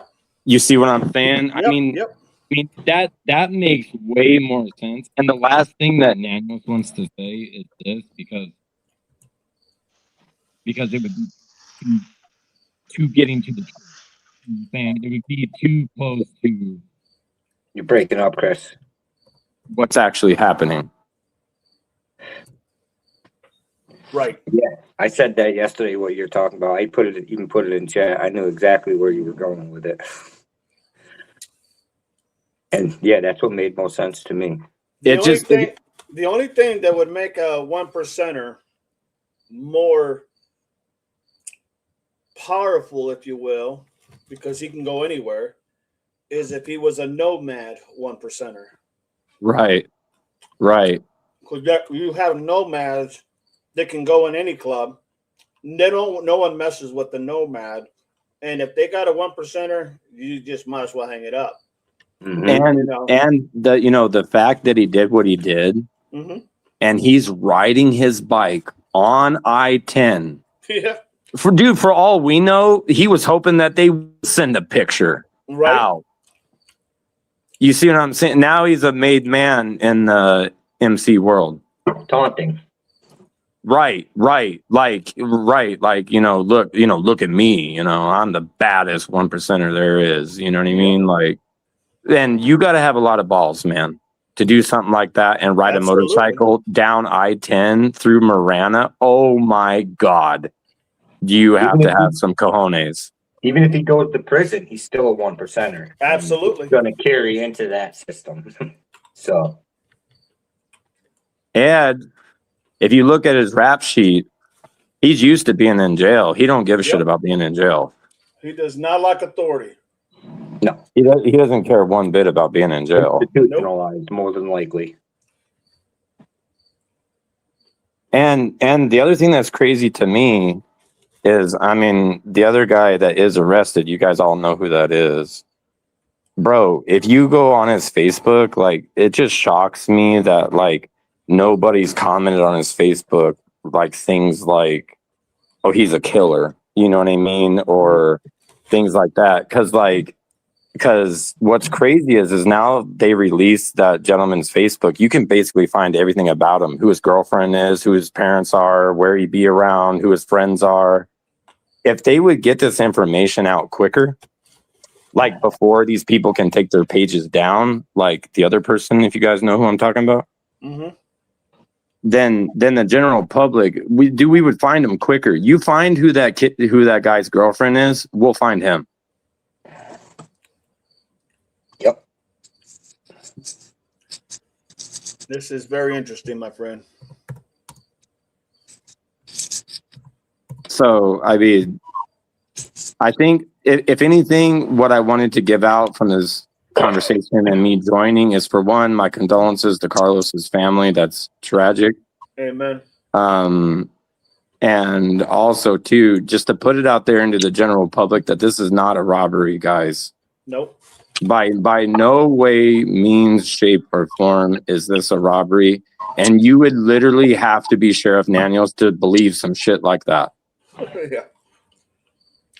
Well, and I will say, in all fairness, no chief or sheriff ever wants to come out and say, yeah, we have a basically a cop unaliver out there somewhere. Right? No one wants to say that when you're a chief or you're a sheriff. No one wants to say that, because you're right. The pressure becomes more tighter around your neck that you got to get this solved. And not only that, but it trickles down to the officers too. Yep. Yeah, absolutely.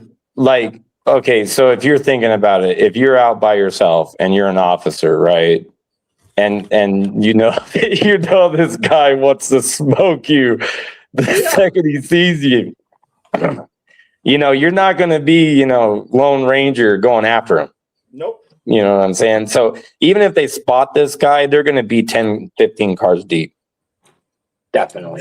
This changes the whole dynamics when you get into the theory of shoot first, ask questions later, because you're always going to be on eggshells, literally in just about everything. At least here, they got the description and they got at least what he's driving now or riding, right? That type of thing. But that's the whole point. I mean, it changes the whole dynamics, and they don't have a choice. They have to solve this ASAP. I told everybody from the get-go, this will get solved quickly. I thought it would be done a lot quicker, but it will be done quickly, because If not, everybody now has a bullseye right Right. on their back, and they cannot allow that to happen, because if you don't have the rule of law, you have nothing, literally. Right. Everybody's free game, and that's why. Yeah, go ahead. And we can tell that the guy on the motorcycle, for one, obviously he's the ringleader, for one. Without a doubt. And for two, we can tell that he's willing to go to any limit. I mean, let's just be honest. Yeah. I mean, there's nothing that's not within his reach as far as committing felonies. That is a fact. Yeah. That is a fact, without a doubt. And they did say that he is from Tucson, that like he is a resident of Tucson. And one thing that Tucsonans know about Tucsonans, there's nowhere to run, guys. His whole network is here in this little ass town. Mm-hmm. Like, so he can run, but it's only a matter of time. It's only a matter of time.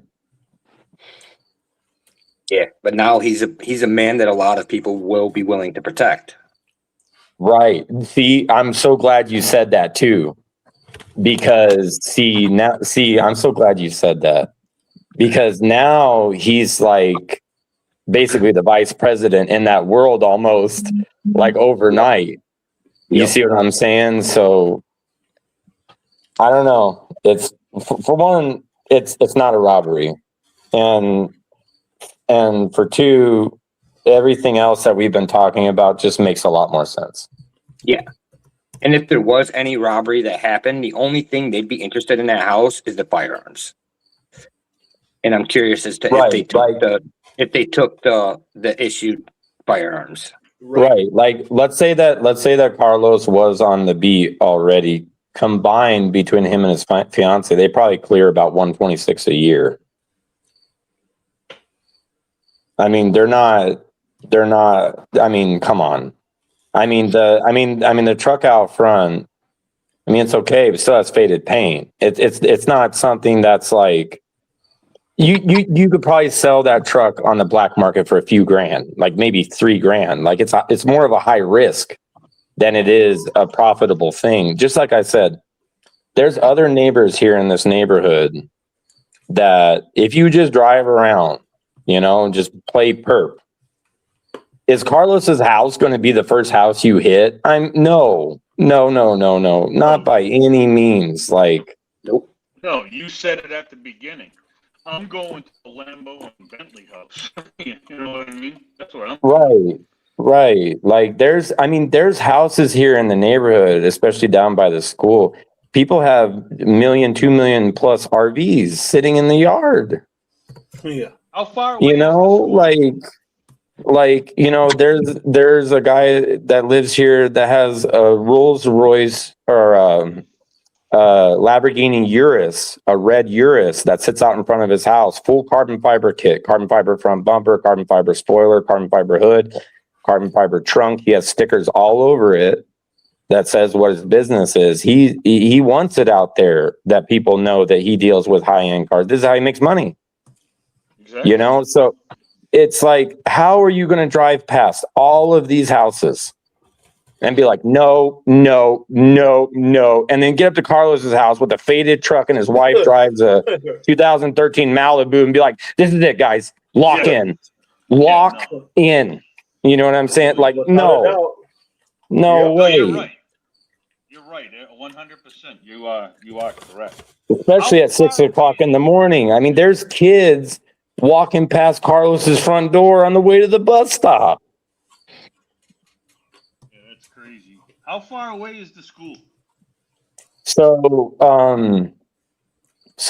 I don't know the street names, by heart, but let's say you pull out of ground zero and you're heading towards Valencia. You guys know where I'm saying here? Yeah. So you pull out of ground zero, you go back onto the main neighborhood road that heads up to Valencia. Your first left-hand turn at that four-way stop, you turn left. And if you take that street down, that street also dead ends in Valencia. The one that goes down by the fire station. Okay. The school is on that road, very last left. Okay. So if you it's close, minute wise, it's close. very, very, very, very, very, very. I mean, the school buses start running at like 6:15. Like that's what I'm trying to say. Like not only Carlos had his truck running, but probably it's like 5, 6 other neighbors on the same damn street had their cars running, getting ready to leave. Like, you know what I'm saying? Like, that's what this neighborhood is like. And that's why I'm trying to put it out there to you guys. Like, I know you guys know one of the YouTubers that'll be like, heck yeah, I'll go this Wednesday from 5 to 6. And I'll do a video so I can show the people, like, you know, what it's really like, you know? Mm-hmm. And I think that they should come at 5 o'clock in the morning and just sit on Carlos's road and do a time lapse from 5 a.m. to 6:30. And you'll see what I'm talking about. Like 5:45, 5:50, you ain't getting away with nothing. Everybody's out and about. They're drinking their coffee. You know what I'm saying? Like, if you were trying to rob, what I'm trying to say, if you were trying to rob at 6 a.m. in this neighborhood, it would be horrendously stupid. Right. Especially Carlos's house is one of the newest sections of the neighborhood that's been built.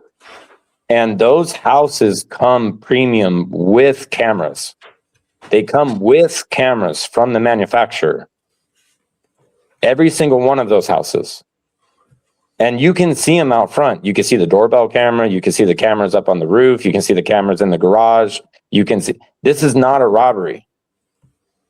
This is why they were wearing masks. They knew they were on camera. Yep. The thing that's crazy to me is I hate, you know, they were dumb enough to go into that Shell station. Yeah. To get, I mean, what a group of morons. Like, I hate to say it, but they are probably the dumbest sack of rocks. Yep. Well said. I mean, if I was, you know, I said that as well.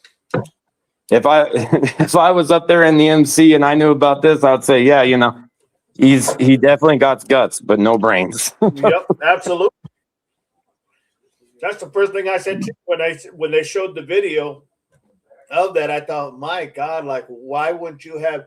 Because I think someone said something about, well, maybe they were getting gas, and I'm like, no, man, you got to have. Also, too, what's crazy is that Shell station, like in the corner of that Shell station, is a Tohono O'odham police substation. So inside that gas station where the slot machines are, at the end of the row of the slot machines, there's an enclosed room that says police. At any given time, there's always 1, 2, 3, or 4 of them in there. More taunting. So it's like, for one, there's some pretty dumb criminals. I mean, you can tell by the rap sheet. I mean, smart criminals. You can show me a smart criminal by the rap sheet and lack thereof. Mm-hmm. I mean, these are not the smartest people in the world. No, but they're dangerous. Very, very, very, very dangerous. And like that one guy that is arrested, that's already in jail.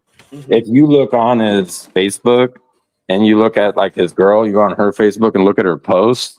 She's a dangerous little, you know what, too. Yeah. Relentless. Do you have a channel by any chance? So I do. Okay, so this might sound crazy. So I do have a YouTube channel that I have put a lot of effort into, but it's for a video game called GTA 5. Okay. And what I do on that channel is I post hip hop music style video content inside the game. Okay.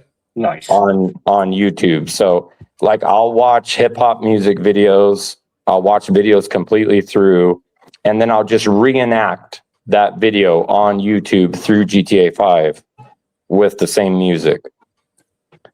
Hey, well, we'd like to put your thing out on the line if you like. I mean, just put your thing down there, Sure. so that we can go ahead and whoever wants to subscribe can subscribe to you, because they really like you. The chat in this group, they're really loyal and they like everything, how you presented everything, how you talked about everything, and they would like to support you as well. So if you want to nice.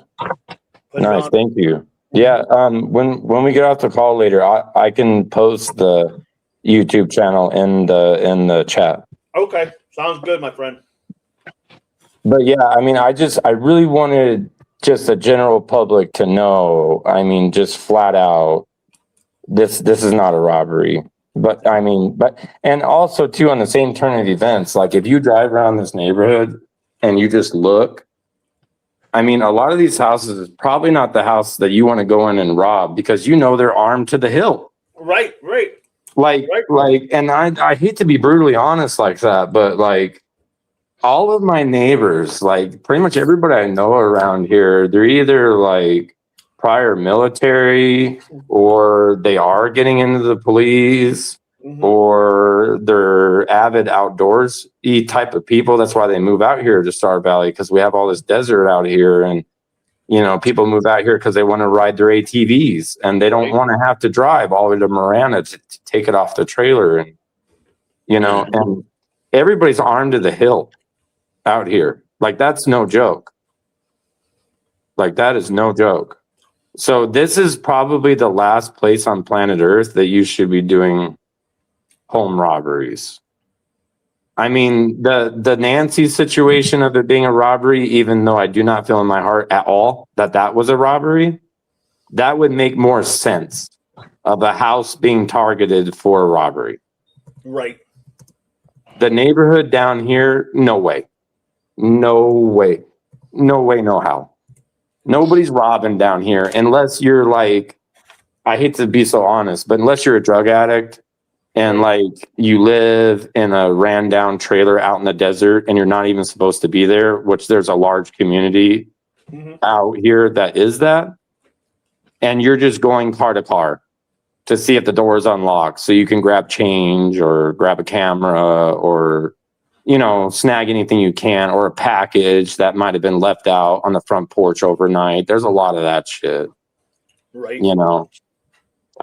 But as far as guns blazing, kicking down the front door, we're here to rob your safe, but kill you at the same. How are you going to get the safe code if you double tap the fool in the back of the head? None of this shit makes any sense. Like, and they did all this in a matter of 4 minutes. Come on. Yeah. Come on.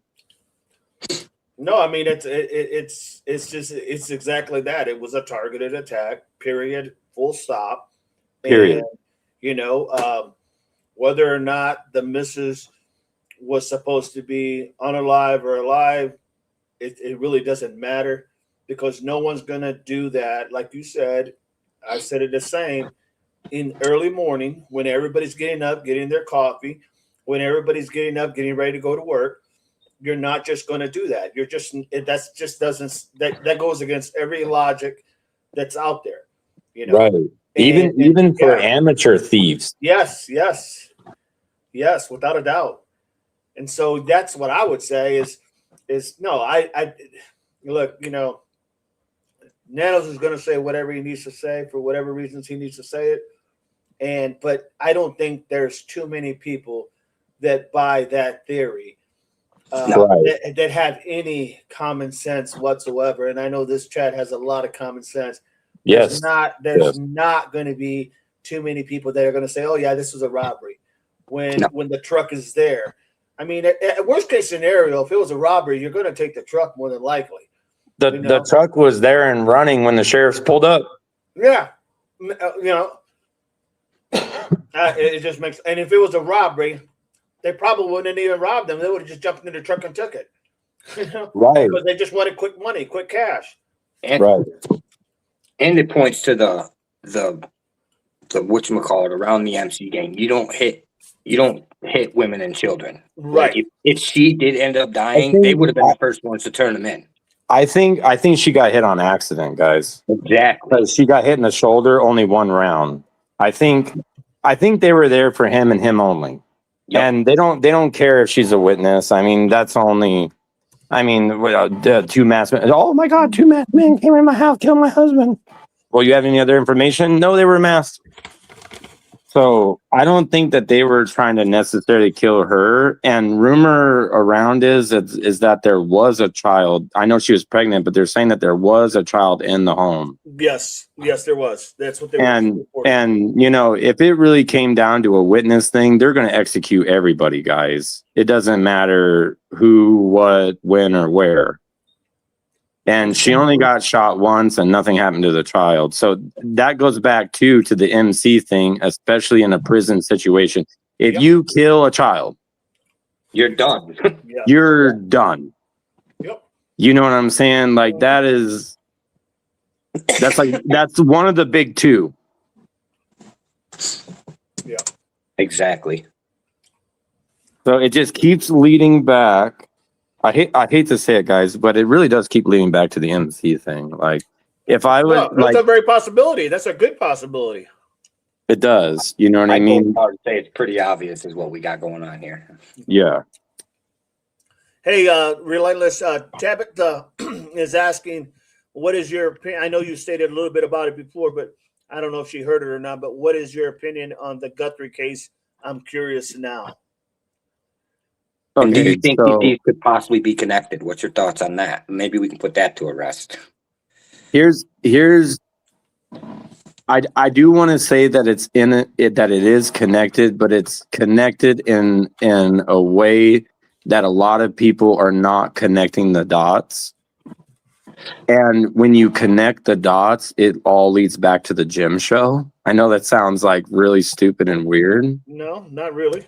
But the Nancy case was connected to the underground music scene a lot. That's kind of around here in town. Yep. And that's kind of connected to the gym show, which is kind of connected to downtown. This guy on the motorcycle was writing bunk checks at the gym show. I mean, it just keeps going. And the gym show is the biggest thing in Tucson. I mean, let's just face it. So it keeps kind of leading back to that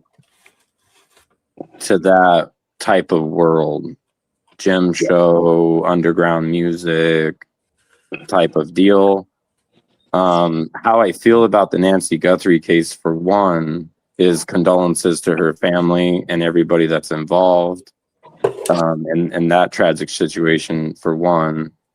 For two, I think that it should have been handled a lot more like this situation is being handled. Mm-hmm. I think that regardless if it's a police officer or whoever it is, I think that the same amount of effort should be done to track down the people that are responsible for this, for one. For two, I feel like all the help from everybody that was trying to give Nanos to help find her, all those rescue teams that was putting out help to help find her, that has professional dogs, that have helicopters, and he said no. Yep. It's just mind-boggling. It's like I don't know why he would not be open to letting the FBI and anybody else who wanted to help. I agree. Regardless of his relationship with the FBI, Nanos is kind of sketchy, guys. I mean, he has like, and just like I said, this would never happen in Florida. If you took the Sheriff Judd and swapped him with Nanos for 2 years, America would be outraged. If you put Nanos in Florida with what they're used to with the sheriff, with Nanos's shit, people would be outraged. This would not be okay. People would not be okay with it. They let a sheriff sit outside Nancy's house for 3 weeks or more. Am I right on that? Or Yep. Why do they not have a sheriff's car outside of their own team's house? It's just nothing. None of this adds up. None of it adds up. None of it.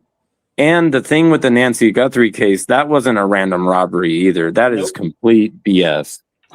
That was also targeted. I mean, I don't doubt it that it wasn't a ransom kind of thing. I'm not saying that it wasn't something that had to do with money, because obviously it has to do with money in one way or another. If it would be life insurance, or if it would be a ransom, or if it would, you follow the money, you'll find the killers. Now I want to ask you one thing, going back to if you feel that this is connected to Nancy. I just want to make sure I'm clear on that.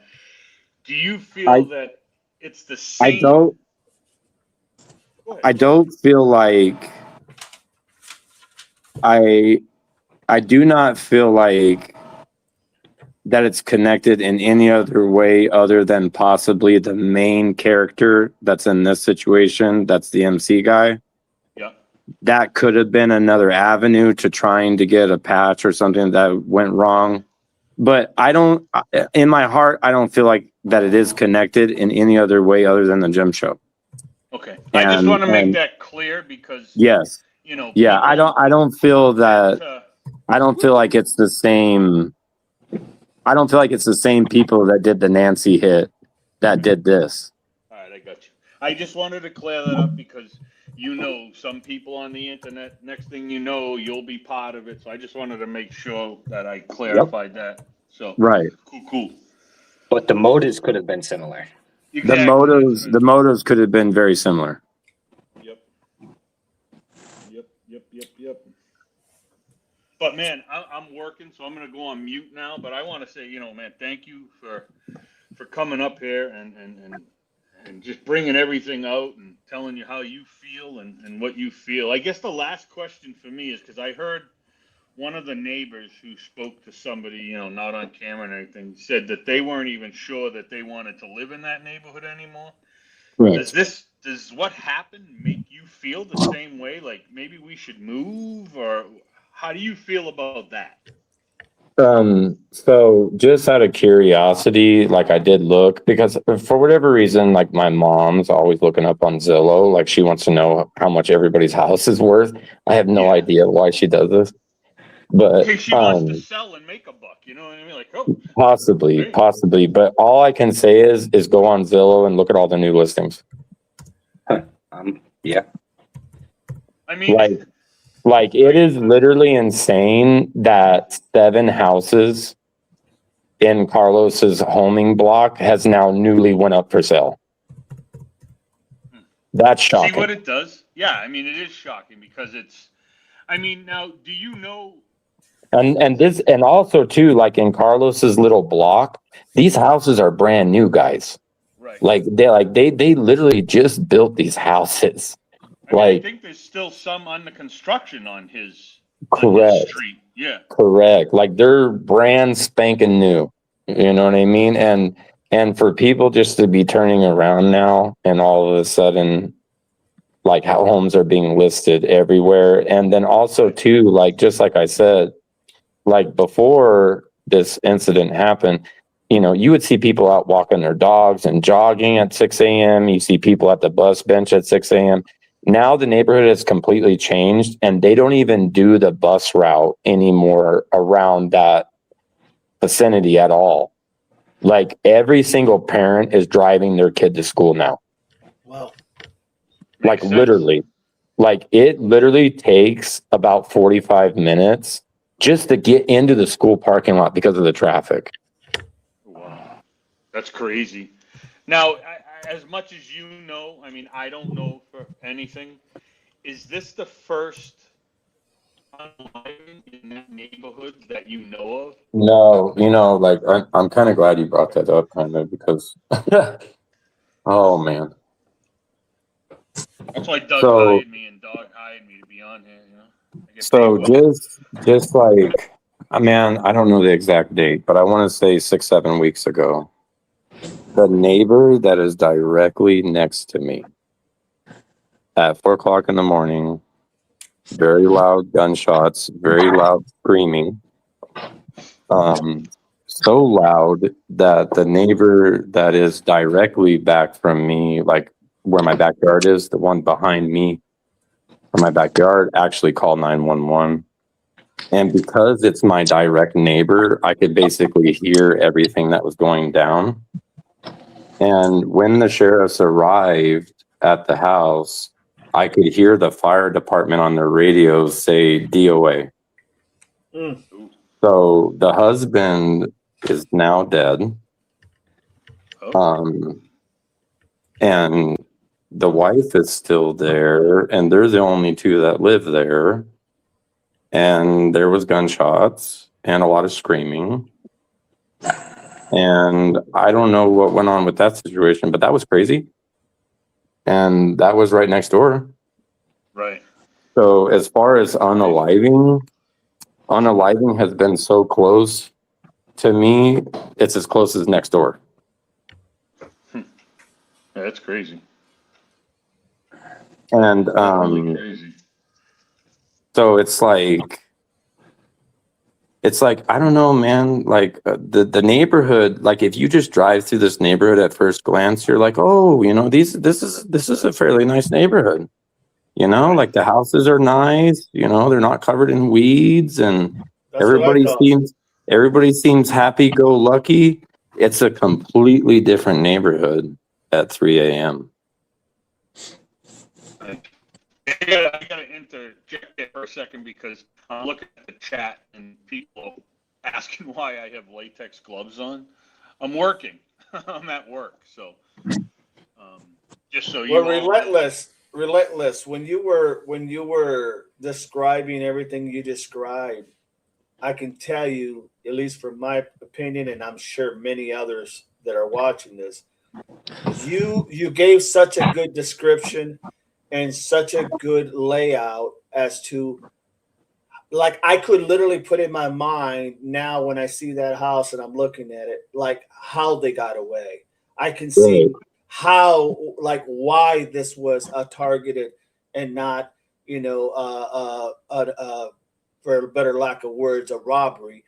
I could see all that. And when you talked about the officers that were sitting out there, you know, on those other occasions, I could literally picture it in my head how vivid that looked in my head to realize why this was like such a perfect storm, if you will. You know, it made so much sense. So just for me, I want to say thank you, because now when I say something and I watch something that deals with that area, especially with this case, it makes more sense now how everything unfolded. You know, it makes more sense why people in that area, why, you know, they had all the cameras and why they, because I was one of those people that when I first saw, you know, that neighborhood as 857 or whoever was driving by, I said to myself, man, that looks like a really sharp neighborhood, you know, like that's a really, that'd be a good place to live.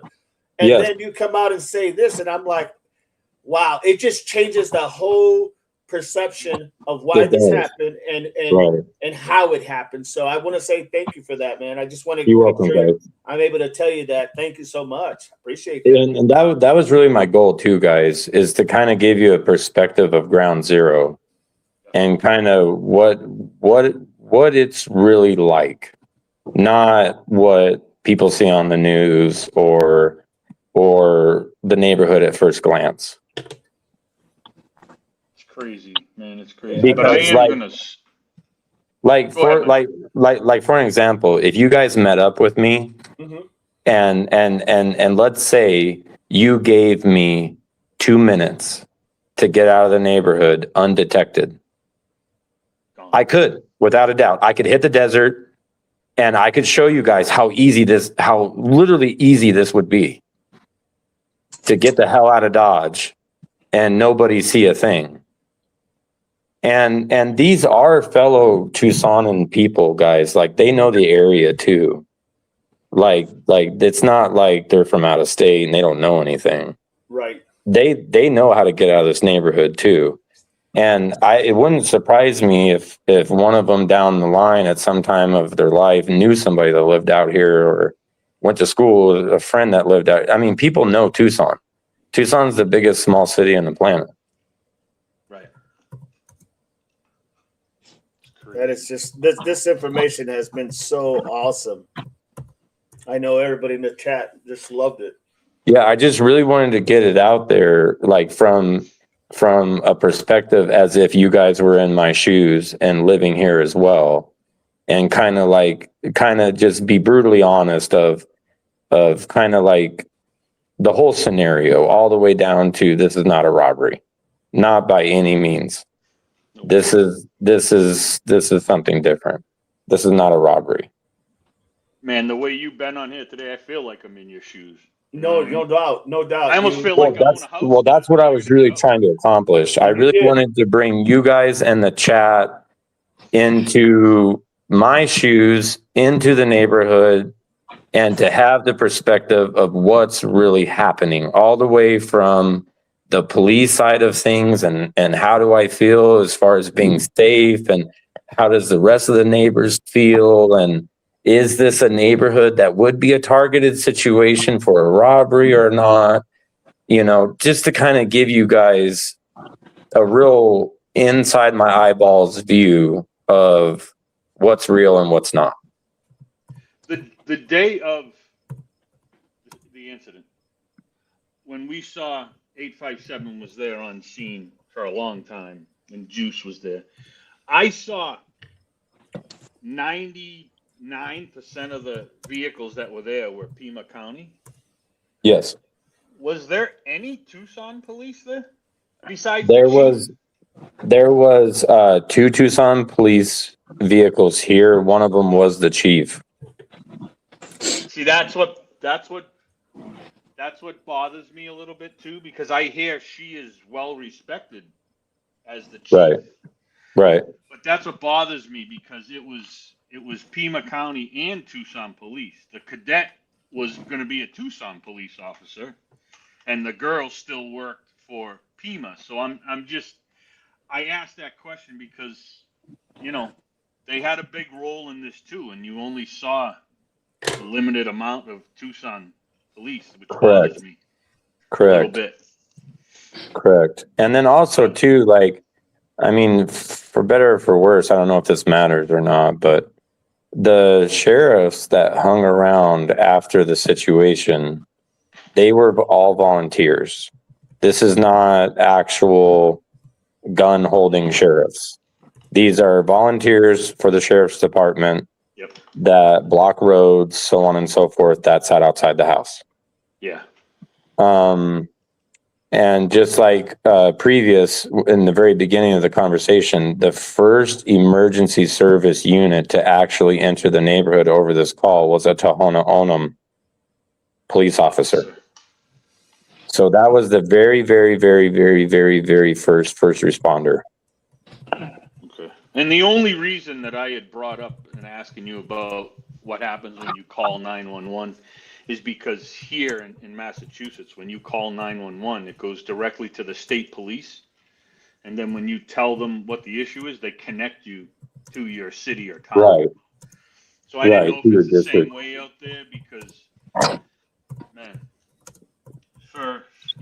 it's just crazy, the whole thing. And man, yeah, again, and also too, the only reason why I can come to senses why all of this is the way it is because this is actually tribal land.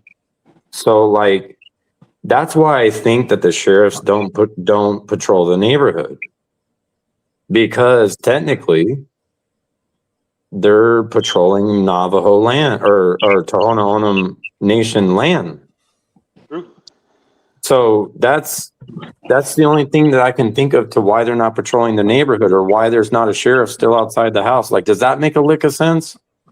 Why is there not a sheriff outside the house? Like, at least for the neighbors, because I will tell you this, when all the sheriffs was here and it was a big happening thing, we all felt a lot safer with the presence. And then, like, all the presence is just gone. Like, it's kind of eerie. It's kind of eerie. And like, when I talk to my neighbors, you know, about, hey, you guys want to go put flowers and stuff? Like, some of them are kind of sketched out to even walk up there and put flowers. They're like, well, you know, it's a crazy world and we don't know what's going to happen. And imagine if this or that, that's crazy for Nanos not to come out and make the public, at least tell the public, at least tell them something, make them feel confident, or put a sheriff out here in front of the house and at least say to people like, hey, we have presence there. Homicides is something that we are going to strive to prevent.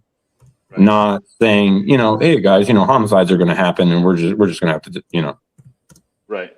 That's crazy. Yeah, I mean, it is. It's all crazy. It's just what bothers me the most is, like you were saying, is like, you call 911 and the Navajo police show up, or I get Tucson police, the sheriff, who carries the brunt of the jurisdiction. I'm going to say it's Pima, because that's what he wants. But as chief of police of the Tucson police, I mean, she did one press conference with Nanos, and I know I saw another one by herself, I think the same day, but we heard nothing from them. No, nothing at all. I would expect that from Nanos, but he doesn't tell her what to do. So I would be like, hello, why aren't you putting it out? It was your cadet. It wasn't Pima County. He worked for Pima County, but as a jailer, but he's a cadet, so he's yours. Well, you could see, Chris, that he was a little distance with him. He wasn't like real close to him. Right. Stand side by side. They were literally like in. They didn't look super friendly together. No, not at all. Not at all. I hate to say this, but when you play back the interviews, the look on her face when she's next to Nanos is a look of like, he doesn't know what the hell's going on. Yeah, no. That's exactly right. You're exactly right. That's what I took out of it when I saw it. She had that look like she just rather have just done this on her own, but she knows that he is a sheriff, and she knows that he is the sheriff for the whole county, which means anything that's in that county, to include other little departments along with her department, and even and I only say this because I've dealt with this type of thing, where as a chief, you may not like that sheriff, but you do know that at the end of the day, they do have a little bit more power, because they run the whole county.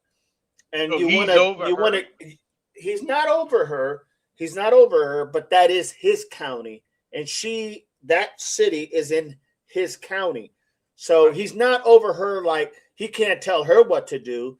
Okay, he can't tell any one of her officers what to do. But at the end of the day, if he wants to handle the case, he's going to handle it because it's his county. So he can pull rank. He can try to pull. Most of the time, that's why you want to keep good graces with the sheriff, because at the end of the day, they can pull that card on you. And so you just want to let's play nice. But that look she had when she was there at the front, when they were talking, she did not feel comfortable around him at all. And she also didn't want to say a whole lot. You could tell that the last thing in the world she wanted to be was in an interview with him specifically. It looked like she wanted to be on her own interview. You know what I mean? Oh God, yeah. And the other thing about Nanos too, here's what a lot of people don't understand that are not in Tucson or really understand the backgrounds of this, is most sheriffs are voted in. Yes. Yep. The Nanos situation is kind of unique because Nanos was the other sheriff's homie, and the other sheriff was like, I'm just going to up and quit so I can put Nanos. Nanos wasn't voted in. No, the first one he was appointed because the other one left. Then he lost the election. Yes. The next time, and then he won because he put that poor deputy under house arrest and then stuck her in the jail. And also, too, I mean, I'm not talking down on Nanos as a human being or a person, but as a professional that is, just like everybody is stating, ahead of the entire county.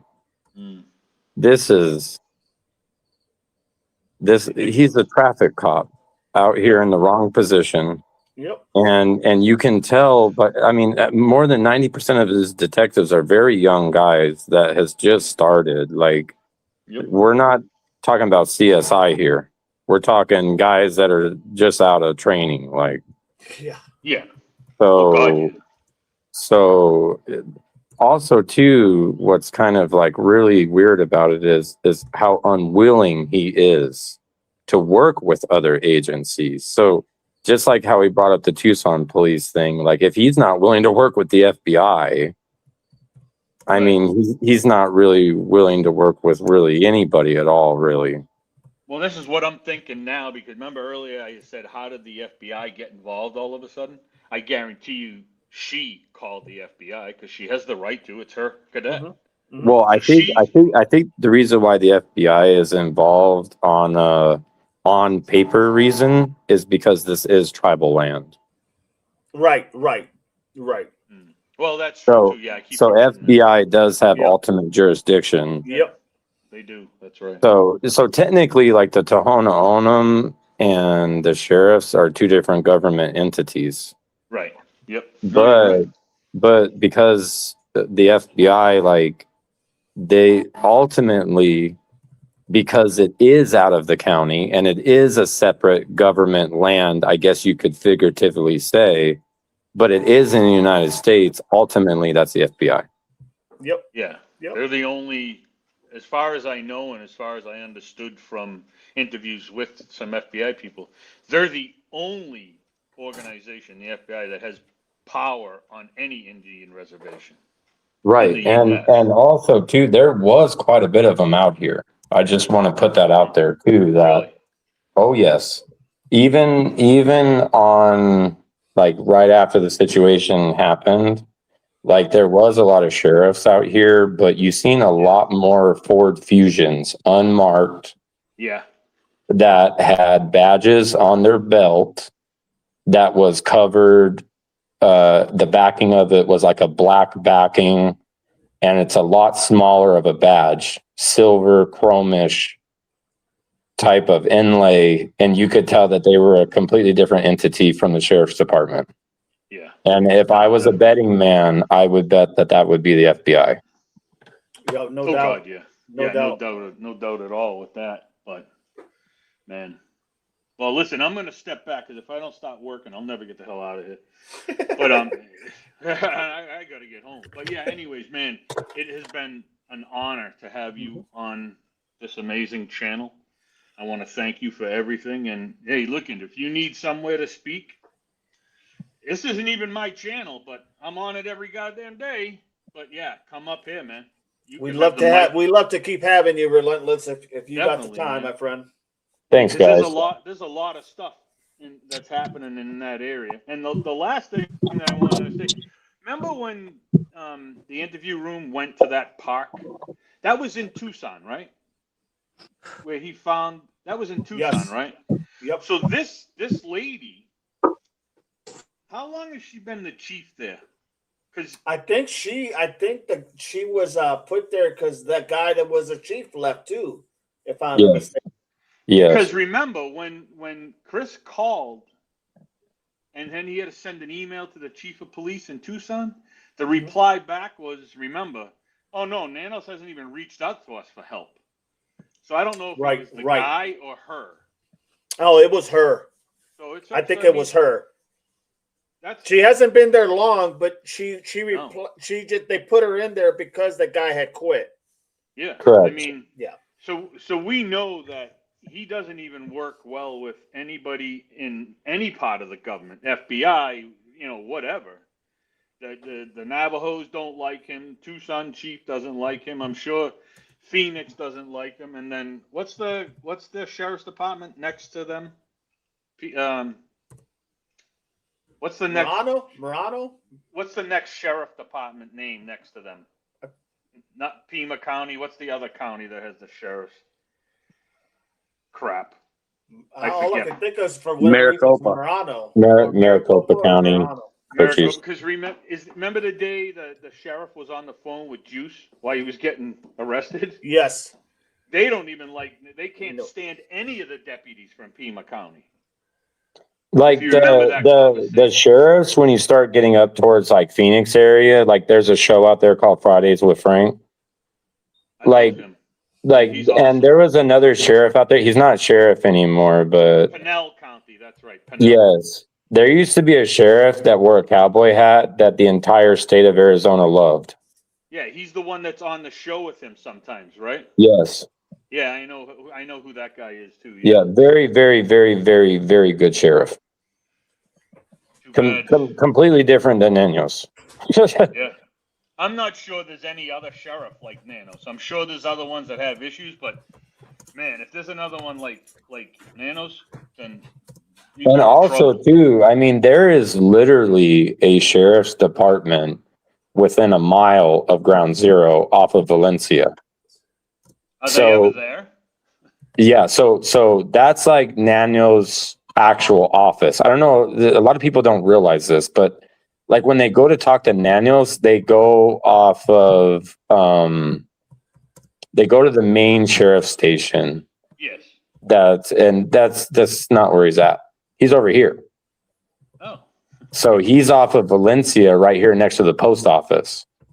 Oh. And it literally says out front on the plaque that that's Sheriff Nanos' place. Oh. Well, see, there you go, guys. So that's kind of weird too. Like I know a lot of people go to try to get interviews and they don't, but a lot of that might be too that they're at the wrong building. Well, So if there's any streamers on here. There you go, guys. So the San Xavier sheriff substation or sheriff station is that, and it's right here off of Valencia next to the post office. So it's literally a mile, guys, from Ground Zero, like literally a mile. Like that's insane. It really is. So for example, if I call if I break my leg and I call 911, the fire department will be here, guys. I kid you not, in less than a minute. I'm telling you, it really does seem like that. They're right here. You call the sheriff's department, unless you tell them that you are literally being shot, there is quite a delay. Wow. Like if you call the sheriff's department and says, "Oh, well, my neighbor's banging on my front door, cussing at me, saying this and that and the third," they might not show up till the next day. That's crazy. Absolutely crazy. I mean, when you have that already programmed in your mind, like you do, that speaks volume on that, on their response, on their, like what their whole purpose is to literally serve that community, right? So when you already have that already ingrained in your head, it's got to be bad. And it's not just me either; it's all the neighbors. Sure. Well, even the people we talk to that live over there have said a lot of similar things. That it's just that like there's not a lot of response time. The response time on many things are very suspect, and then like you point out on the other situation with your friend and how they're sitting there and whatnot, it's just a lack of urgency. There's no lack of urgency in that department. It seems like to me. That day, that really opened up my eyes, guys. Because like my friend, he lives pretty close to here in the same neighborhood. And he called me and he said, "Man, I called 911, I'm still waiting on him." And I'm like, "Bro, do you want me to go over there?" And he's like, No. I was like, "Okay, well, I'm on my way to the store. Just let me know if you need me, And I pull out onto Valencia, and there's 3 of them right there across the street from Valencia, sitting in the dirt. And I go driving by, and I was like, "Bro, I can't keep driving to the gas station." So I turned around, and I drove up to them, which they acted like really sketchy that I just like drove up to them, which I parked in front of them like at least 75 to 100 feet and got out, and I had my hands like off towards I know protocol, you know what I mean? Right. I had my hands off towards the side so they could tell that I did not have anything in my hands. And the way they acted, I'm like, I'm just coming up here to tell y'all that my friend called 911 like 15 minutes ago. And I gave him the address, and then lickety split. Man, it looked like the Dukes of Hazzard the way they were going out the desert. It's like, are you guys just sitting over there with your radios off? You just can't make that shit up, man. You know what I mean? Like mixing it up about the girl last night, or are you guys actually listening to the radios? Like, being a parent, the simple fact that I had to drive up on them and make them aware that there's an active 911 call out is just horrendous. Yeah, it's horrendous. Speaks total Definitely. volume. Wow. The only one that shouldn't know would be the Navajo officer, right? Because it wouldn't come over his radio, would it? Well, I don't know exactly how that works, but just like I was saying earlier, like if you're driving down Valencia and you get in an accident and you call 911, 90% of the time it's going to be the Navajo Nation that shows up. And the only reason why I can think that is because for one, it is on their land. And for two, they just have a little bit more resources and a little bit more available because they have, like, the reservation is very large, but the population of where the natives live is actually quite small. So they only patrol a fairly small area, to be frankly honest. So, like, if it is a traffic collision or something like that, they do have more police officers that are available that can go over there and handle simple tasks like that. Right. But also, too, that's the point I was trying to make, is that you don't ever see the sheriffs like patrolling this neighborhood at all. But if you go down to Valencia, the second you cross over Valencia, you'll see sheriffs and they'll be patrolling. Right. But on this side, never will you see a sheriff unless they like live in here, or unless there's a 911 like actual call. Like, right. I've never seen a sheriff just patrolling the neighborhood. That's never been a thing out here. That's just crazy. Like, a lot of, like, the sense I get living out here is if something horrific happens, you're on your own for at least the first 10 minutes. And 10 minutes is a long time when shit's hitting the fan, guys. 10 minutes is a long time. I mean, that's so really your first defense out here should be yourself. Yeah, without a doubt. And we cannot argue and say that, Carlos was not somewhat prepared. I mean, these are people who do work for law enforcement. Obviously, there is a firearm in the house. Obviously, it took them by great surprise or whatever. But when you think about it, like, who's most prepared, who's most unprepared? Yeah. He would fall into a category that would be more on the prepared side. Yep. Than just, your average. Yeah, well, because absolutely. I mean, it's when someone does a target attack on an individual, they got all the upper hand, right? They got every upper hand. I mean, even as a cop, you can only know so much and only can respond so fast. Correct. If someone is targeting you and you don't know it, my gosh, it's like, yeah, it's only going to be the grace of God that stops something from happening to you, because you can't have eyes behind your head, right? You just don't know. And that's where I think that they were. Yeah. I think when he went back into his home from starting his truck and he opened his door to go in, that's when they went in and pop. I think you're right. I mean, that makes sense to me. It makes total sense to me. And that's the problem. I mean, just the idea that there's no patrolling a whole lot. So when there's patrolling, like here, let me get to what was that, the native land? That's Tohono O'odham. Yes, them. They're probably on a serious call. They're probably going to come out, right? They're going to come Yeah, out if they it's do. That was yeah, the very first responder yeah. See, to they're the going to come situation out with the ton on them. just as a kind of like a we're here, we'll help you out, that type of thing. Like in case it's really something that's like totally out of bonkers, if you will. Especially But what? that type of call. Yes, absolutely. Or it could be even a domestic for that matter. Something that's so crucial, right? Right. That you don't know what to expect. And Right. and so I could see them coming out there because that's their area, the reservation and whatnot. I get that.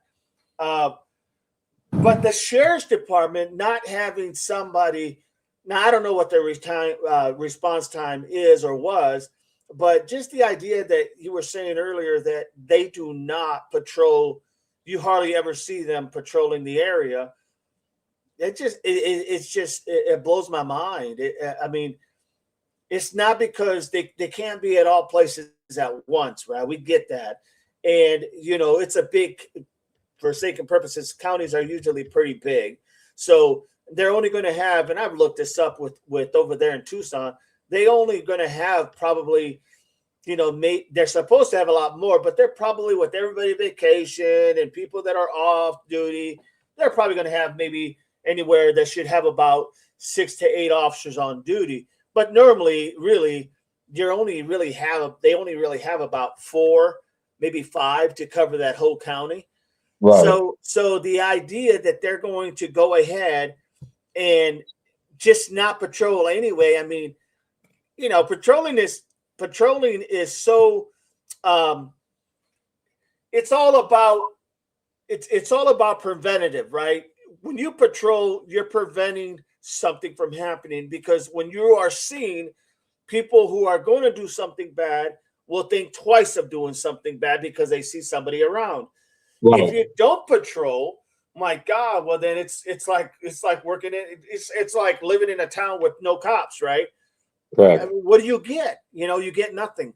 So and the bad guy's not dumb. They know that. I mean, if you come here case in the neighborhood, let's say at 4 o'clock in the morning, and you pull in and you see a sheriff patrolling, you're gonna be like, "This ain't a good idea, guys." Yeah, exactly. You know Exactly. what And I'm that's my saying? point. Absolutely. And that's my point. That's why patrolling is always crucial when you're working, whether it's a city cop or even a county deputy. You're patrolling because of the fact that you can't like patrol a whole town at once, but you're going to be in a sector, right? You're going to be in a certain area. Right. They're going to have that map broken down into how many officers are working. So if they got 4 to 5 officers working, you're going to have 4 or 5 different grid coordinates, basically, and you're going to take care of your own area. But you got to patrol because that's the whole point. If they see you, the bad guy sees you. 9 out of 10, like you said, they're not going to say, "Oh, let's continue." They're 9 out of 10. They may say, "Man, this is gonna. It's I too got a hot. bad feeling. It's too hot. Yeah. Something could go wrong." But just to hear how they respond to that area just baffles me because It's eye-opening. it's eye-opening. It's like really, even when there's, I mean, I don't know. I don't work. Obviously, I don't work there, so I can't really speak on that. But from everything I have seen and everything I have heard, and knowing how things operate in a municipality, in a town, in a city, to what the county does, from as far as the sheriff, the deputies, I get it. And there really is no excuse other than if you happen to be on one side of that grid that you're covering and you got to go all the way to the other side of that grid. Well, that's a different story. But I Right. can't imagine that happens all the time. You know what I mean? Right. It doesn't happen all the time. You can only use that excuse so often. And then after a while, you're just like, what the hell are you guys doing? Also, I mean, to pull out on Valencia and see 3 of them just sitting there talking, like that's bad for a lot of reasons. I mean, for one reason, you have 3 police officers sitting in one area off the road. I mean, obviously, police are targets. I mean, look at what happened. Mm-hmm. And they're sitting targets, for one. For 2, they should be out patrolling. Right. If they have time to let the vehicle idle, and sit there and conversate for an hour. That's one more hour that they could have been patrolling. That is a fact. That is just my personal opinion. My personal opinion is instead of all three of them sitting there shooting the you know what, they should be patrolling. They should be going through the neighborhoods. They should be patrolling. Now, once again, the only thing I can think of is you never see them on our side of Valencia. They're always on the other side. So it might have something to do, once again, with it being a part of the Tohono O'odham Nation. Technically, the sheriff could argue and say, well, the Tohono O'odham Nation is supposed to patrol. Right. So, and you do see the Tohono O'odham Nation patrolling, just not in this neighborhood. Right. You'll see them, around the casino. I mean, let's be honest. The Tohono O'odham Nation really focuses around the casino guys. I mean, let's really be honest here. Yeah, they're I know how it works. they're like the top security guards on the planet, pretty much. Yes. Or the casino, right.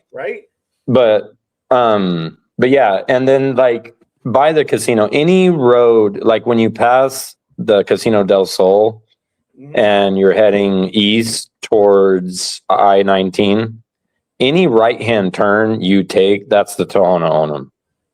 And when you take any one of those right-hand turns, when you get past the casino, you'll see them. You'll see quite a lot of them. And they are patrolling. They are out and about. There are little areas that they cover. You cannot drive through any part of the Tohono O'odham Nation without seeing 3 or 4 of them. Right. No way. It doesn't matter what time of day. You can drive through this neighborhood and further south, heading away from I-19, and you'll never see a sheriff.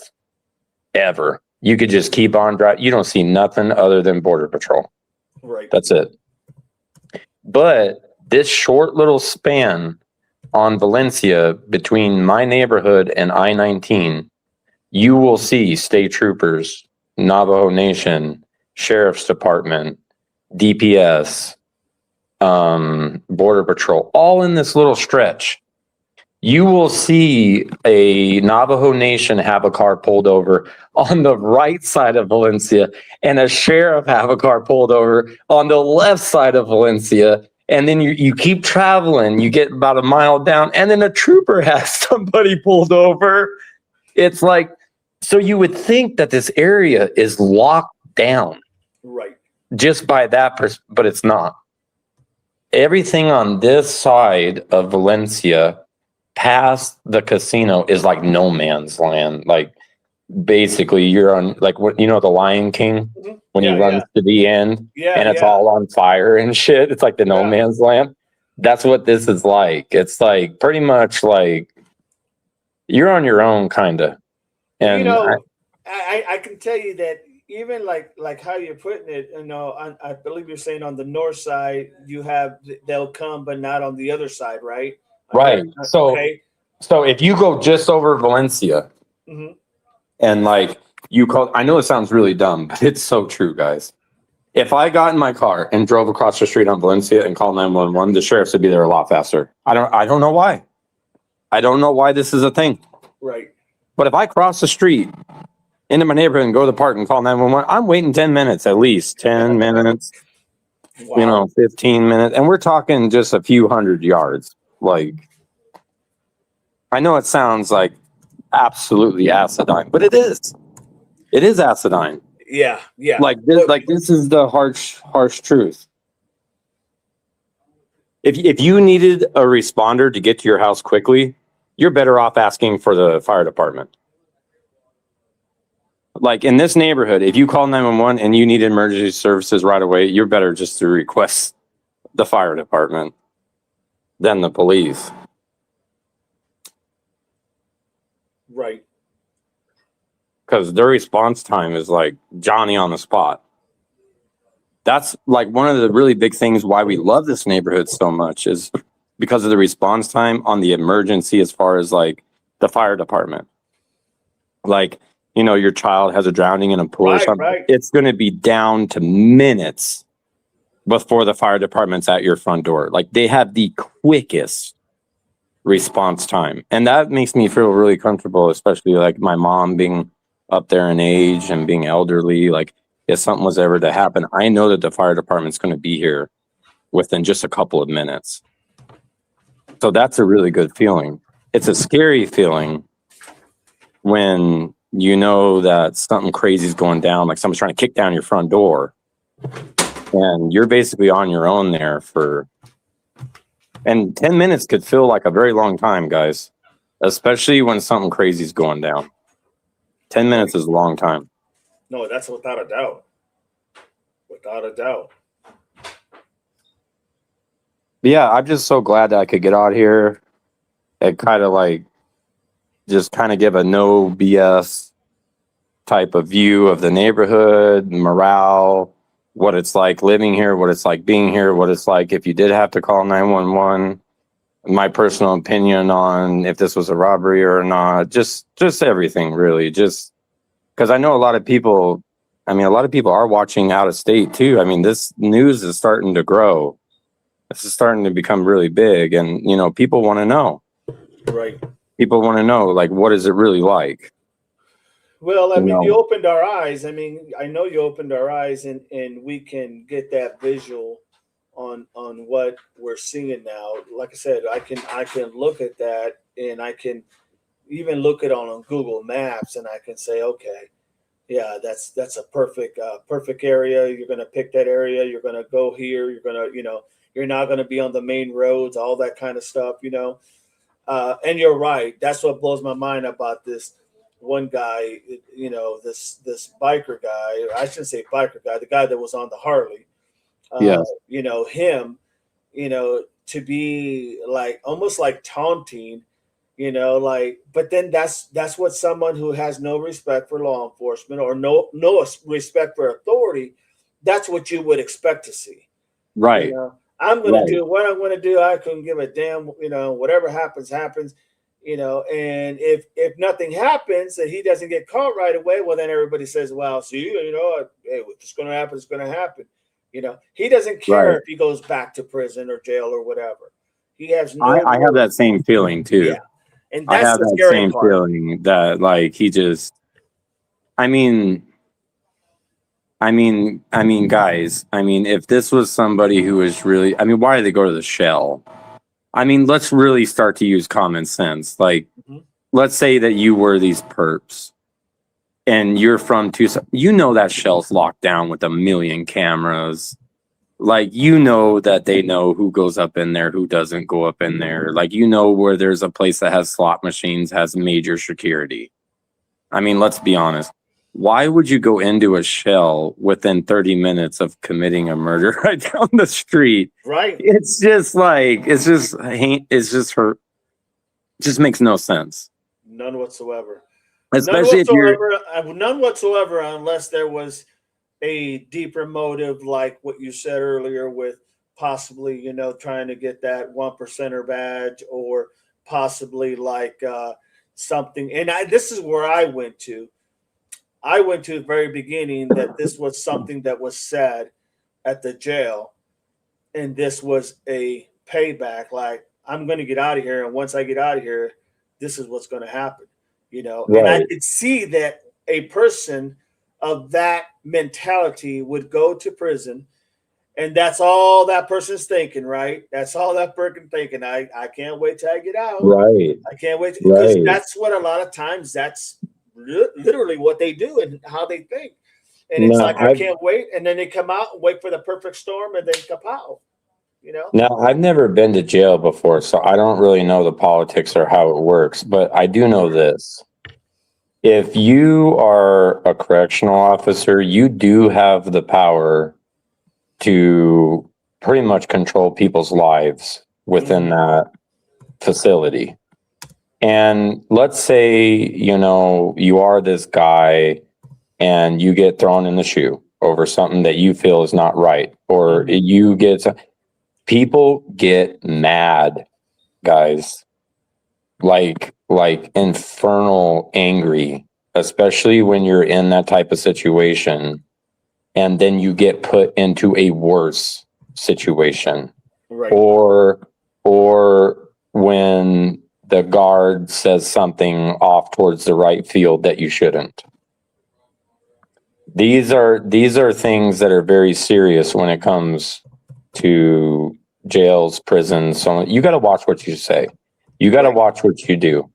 You got to be careful with how you move. And these are all the things that Nanos doesn't want to put out there to the public. I mean, if you could only imagine, it's much easier just to say, you know, this is not. And the way he said it too, guys, he's like, this is nothing but a straight up robbery. Like, like he's really trying to get the dude to just run with that. You know what I mean? Like, like it's almost like he's like, please, please, please, just run with that. You know what I mean? Like, it's just so ridiculous. Like, he doesn't even say like, oh, well, the evidence points towards the structure of a robbery. No. He just says, this is a straight up robbery. Like we're just going to take that for at face value. You know what I'm saying? Like, and most people in the line of work, that at least like that I used to do, and others, you know, they're gonna know that's full of shit up to his ears, because the reality is you don't know what you got. It looks like it could be. I mean, it looks to me like this is just all targeted with a personal motive. I mean, you take two to the head, and I guarantee you that's sending a message loud and clear. You know, two to the head is sending a message, and that's what they want to do. Like for an example, like when you look up robberies, I don't care what state it's in. When was the last robbery where they like tapped this dude in the head, man? Like they don't even do this with banks. Like, let's be frankly honest. Like, when was the last time that a robbery was more like the Boondock Saints movie? Like, I'm surprised I'm surprised they didn't find quarters. Right. Like, it's so obvious that it was a hit. No doubt. And the reason why Nanos is the way he is because he is watching the way he looks in the public eye. Absolutely. He's under the gun right now. Yeah. You know, he's under the gun. He needs something. And the problem is he won't get from under the gun because a lot of this is self-inflicted wounds that he's doing to himself. You know, and also too, like, that motorcycle rider, what you said earlier about how he would be like helped and protected now, that makes more sense, guys. Because why isn't he caught?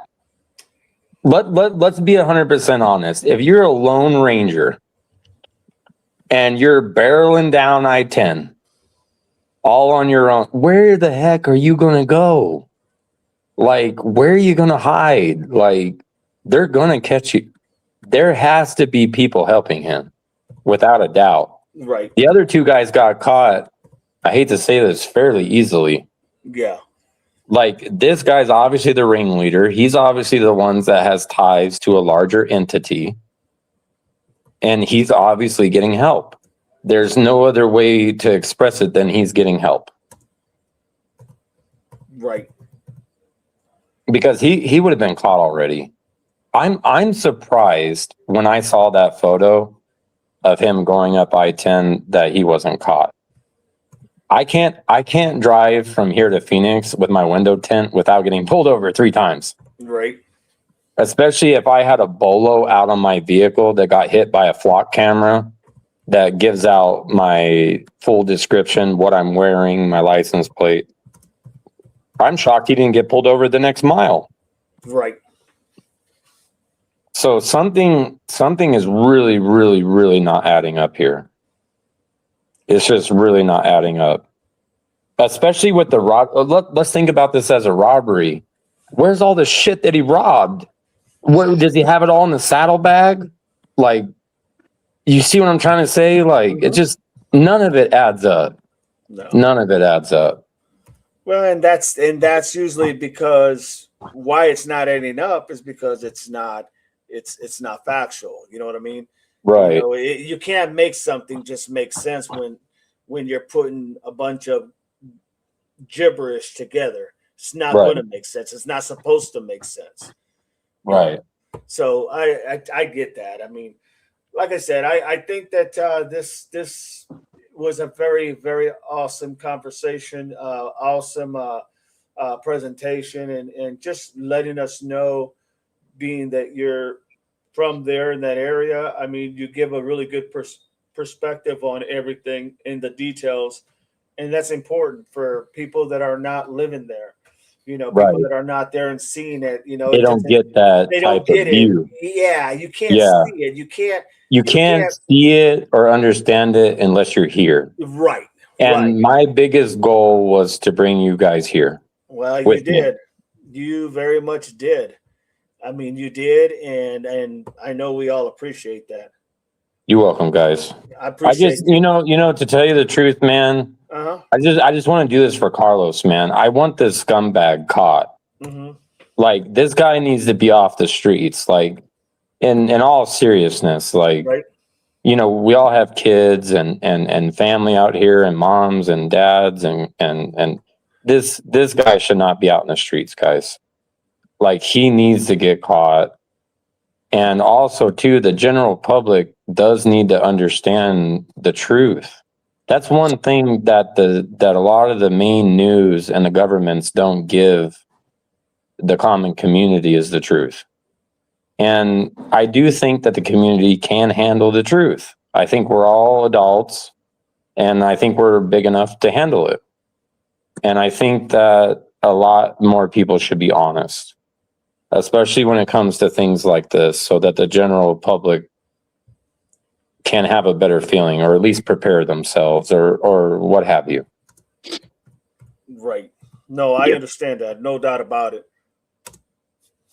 And we all know you could have went on any other platform and talked and gave your perspective. So thank you for coming to Devil Dog 88. Well, to tell you guys the truth, I mean, I've been watching this ever since it happened on like 857 Tucson and Juice and you guys and everything too. Like, I've been watching every single one of you guys from the beginning, and I just felt like if I didn't stand up and say, hey, look, you know, this is the real reality of this area.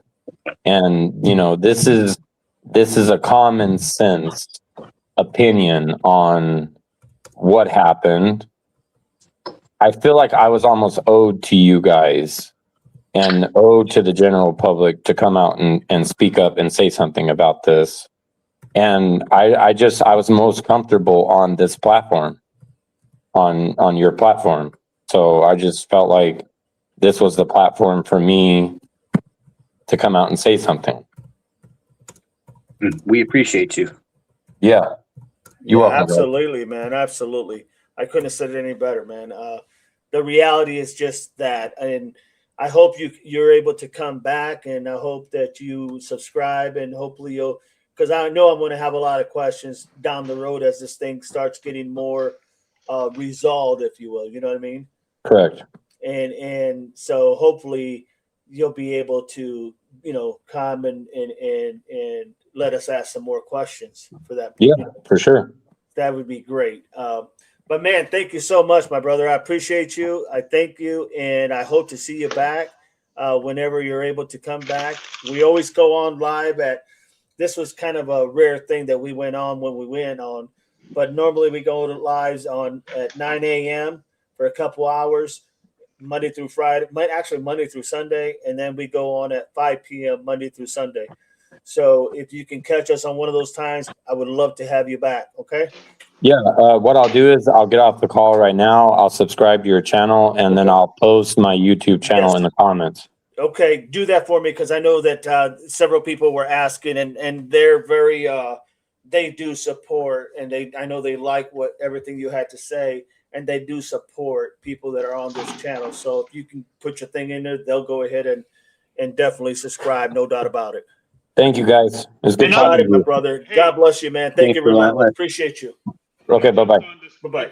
Thank you, Devil Dog and Devil Pops. I will catch you later. I'll let you get this wrapped up, boss. Thank you, my friend. For having me once again. You got it, my brother. Thank you. Semper Fi. Semper Fi, my brother. Semper Fi. I'm still here. Semper Fi, relentless. You're still here, Chris? I'm still here. I'm cleaning All right. toilets, so I didn't think you guys wanted to see that. Oh, you're good. You're good. You know? Man, great show. Awesome show. Great show, amazing. Man. I mean, the questions and the answers that we got and the insight, just freaking amazing. Just amazing. And as I wrote in the chat, I felt like today was a serious day. So I was serious today. You know what I'm saying? Yeah. I had to show the serious side for a change. You know what I mean? Got to, man. You got to. Sometimes there's no room for games right now. Well, hey, there's always room for games. I'm gonna make up for it now, tomorrow, the next day, because But he was amazing. Yes, he was.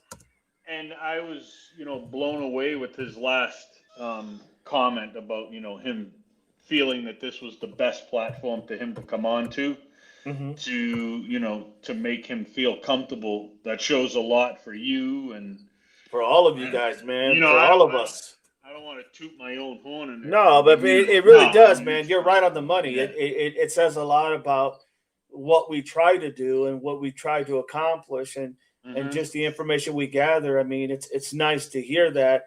And I know we'll hear from him again, without a doubt.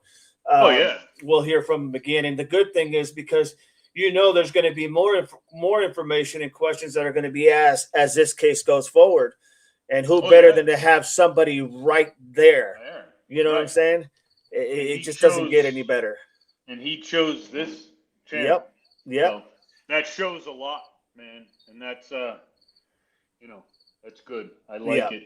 Absolutely. That's the type of interview I've been waiting for. You know what I mean? That's right. Hands down. I mean, that was just great, And he didn't come on and just be like, pop. He came on and, like I said, I feel like I'm on the ground over there now, and it's nice to know, Yeah, because, everything makes sense now. Everything makes sense when you put everything in perspective and you put all the dynamics together and you put in, like, just the setting, it all makes sense. Like, how in my mind, I was thinking when this first happened, I said, well, they're going to catch these guys ASAP because, this is something that just can't go undone. Now, they did catch another guy today and probably will catch the other guy the next day. I don't know. But I still thought they were going to do it a lot faster. But that being said, when he talks about, there's an out going to the desert and you keep going till the end of the road and go into the desert area, and there's so many different ways to get out. Well, yeah, no doubt someone's going to know that, and they're going to take that. You know what I mean? Right. I mean, great that, Relentless. I didn't get to at the end there, but thank you so much, man. Amazing interview. Thank you for being here, and I'm glad that you felt comfortable to be here on this platform, and that's kind of what we try to do, make you feel at home and not, I don't even know, but yeah, awesome. Hey guys, there is Relentless YouTube channel. There it is. You might want to subscribe to him. I know his thing he talks about is a little bit different than crime and all this, but you know what? We're definitely going to be going back to him and talking to him and try to get more information since he lives in that area. So if you guys would like, you could, and you guys could even send him a question yourself and get your answers. Nothing better than to have somebody that's right there in the area that's able to give you that info. You know what I mean? Right. So his thing is in there. Please subscribe to him. No doubt. Relentless. I just subscribe to you. If somebody wants to throw my channel in the link, you can subscribe. Yeah, please. Doug. Yep.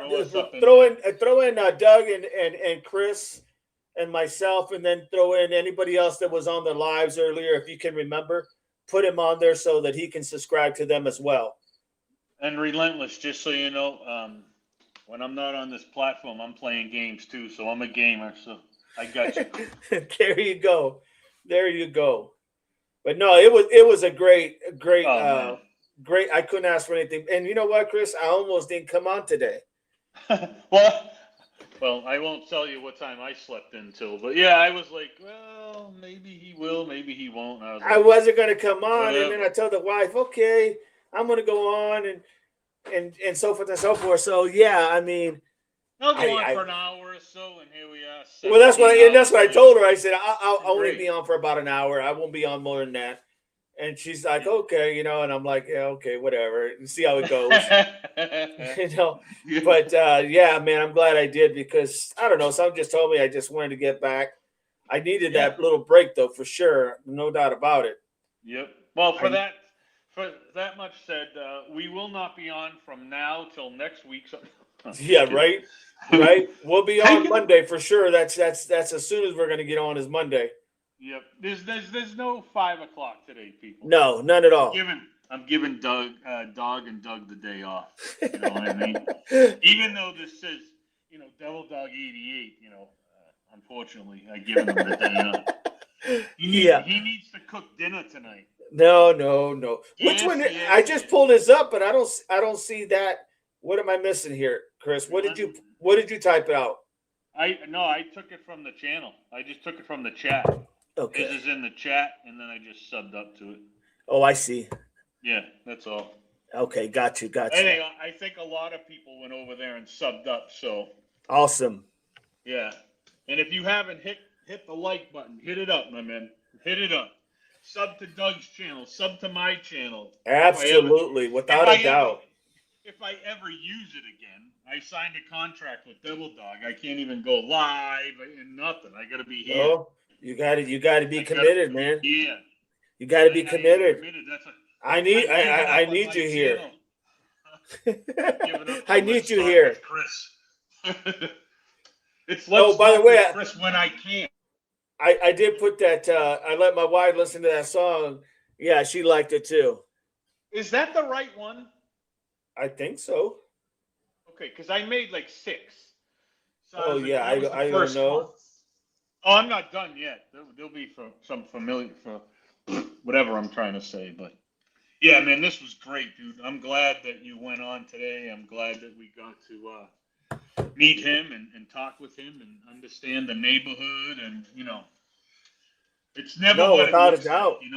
Like, it really isn't. I mean, it's just the idea that you're able to get somebody who's actually there. You know what I'm saying? That's the hard part, because being out here, as you well know, it's not easy to kind of envision what people are talking about unless they can paint that picture. Exactly. And I hope that one of the guys that's in the area goes and does a video, whatever, of the morning hours to see what it looks like there. Like he's saying, it's not butterflies and quiet and right. It's lively. There's people running, there's people walking dogs, there's kids walking to the bus stop with parents and stuff.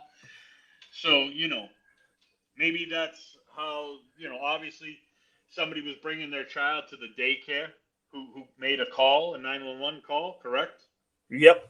Yeah, so obviously that daycare is open early for parents, so they're there. So it's there, and Well, Righteous Monkey was in here.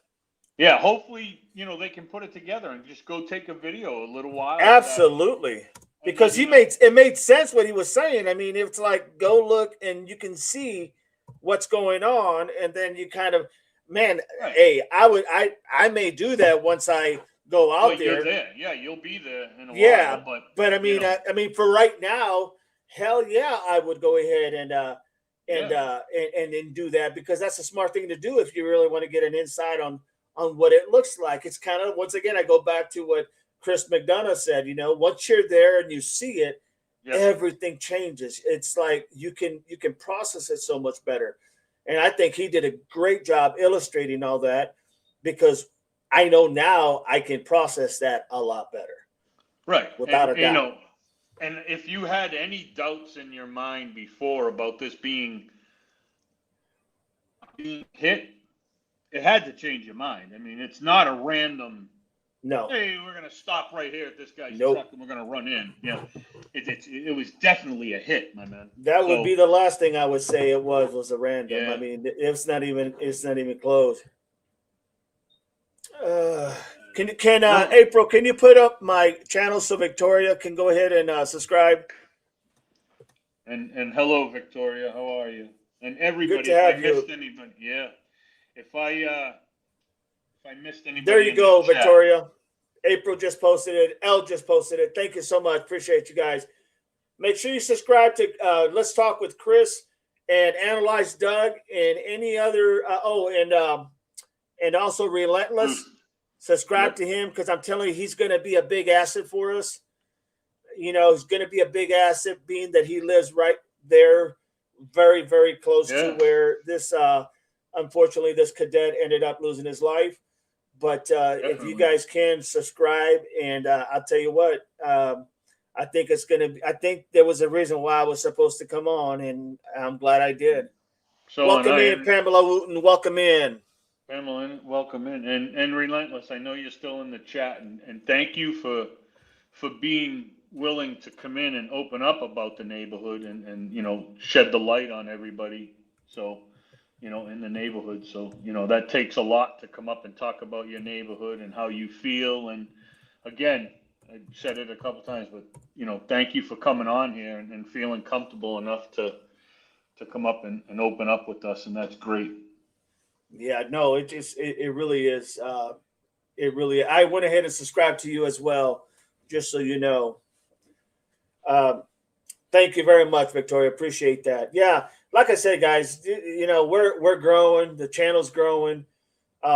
We have a great group, obviously, as you all well know. And, you know, Chris does a great job. Doug does a great job. I do what I can. And we just make it work. And we try to give you guys everything we got.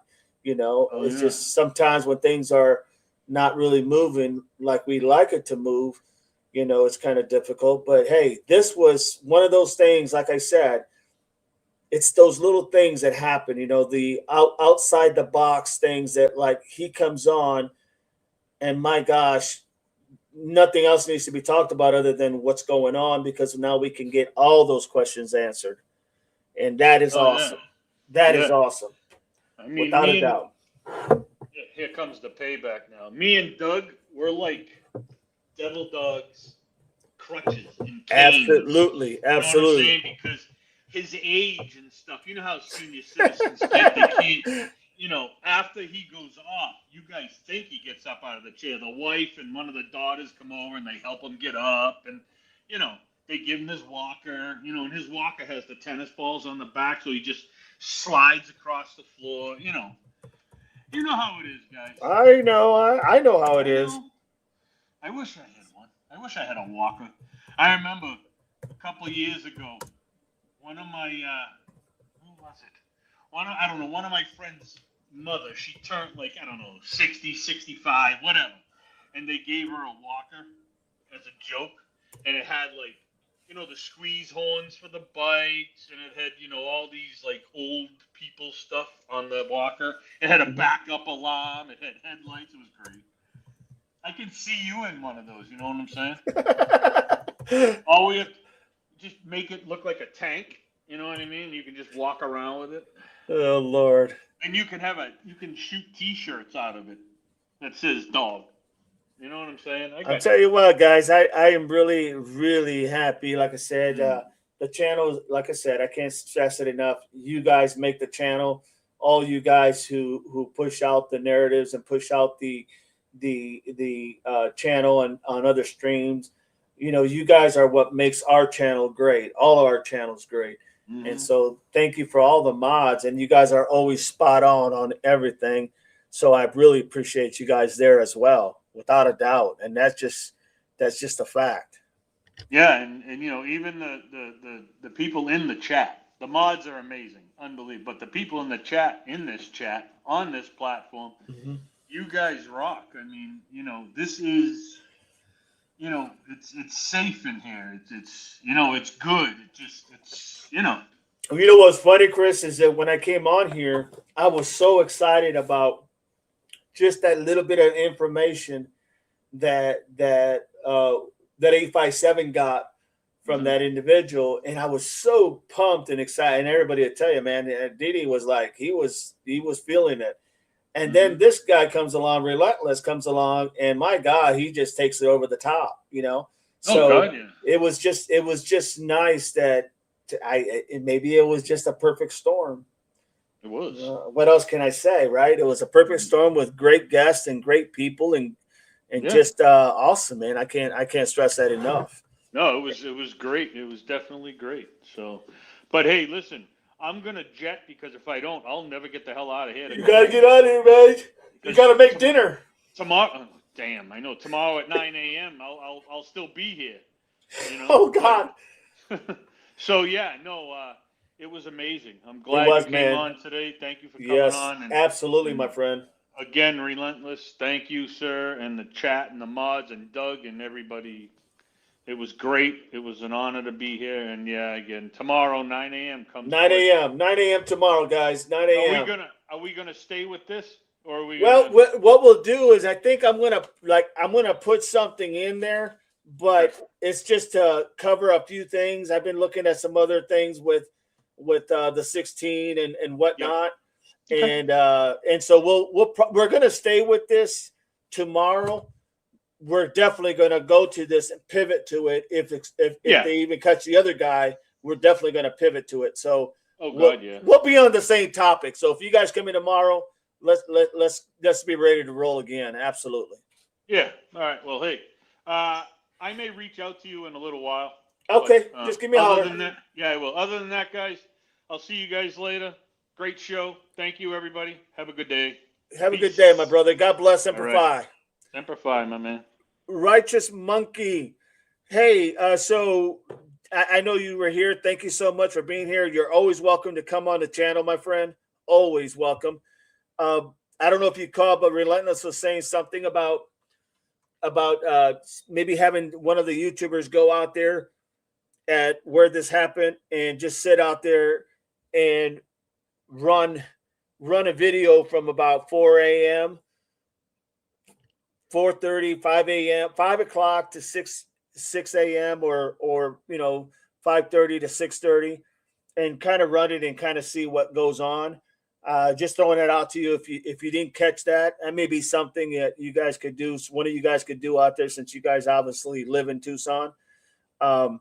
Just throwing out there. I think it would be great for any one of us to do it. But since you're on the channel, just kind of throwing that to you, my friend. Just want to let you know. He was hoping that somebody could go up there and one of the streamers and record that from 5:30 to 6:30 or from 5 to 6:30 in the morning. Only, he said, usually on Wednesdays. And if you could do that or let 857 know, if somebody could do that, kind of see what you guys see, and then you guys could just, kind of fill us in on what you're seeing and what it looks like, because this is a serious, obviously a case that we all would like that third guy to be caught, and then obviously all of them to be held accountable. So just throwing that out there, my friend. But I appreciate you being here, and thank you so much.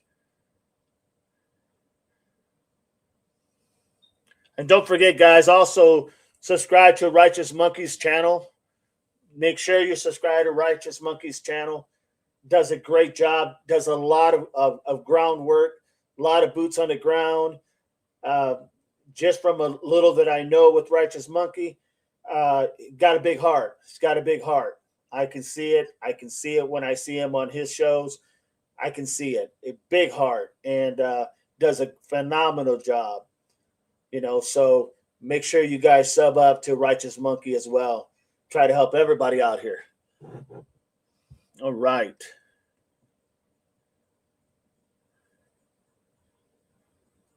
You got it. You got it, Relentless. We'll definitely let as soon as I see 857 or get a hold of him, I will let him know and have him pass the word of the juice.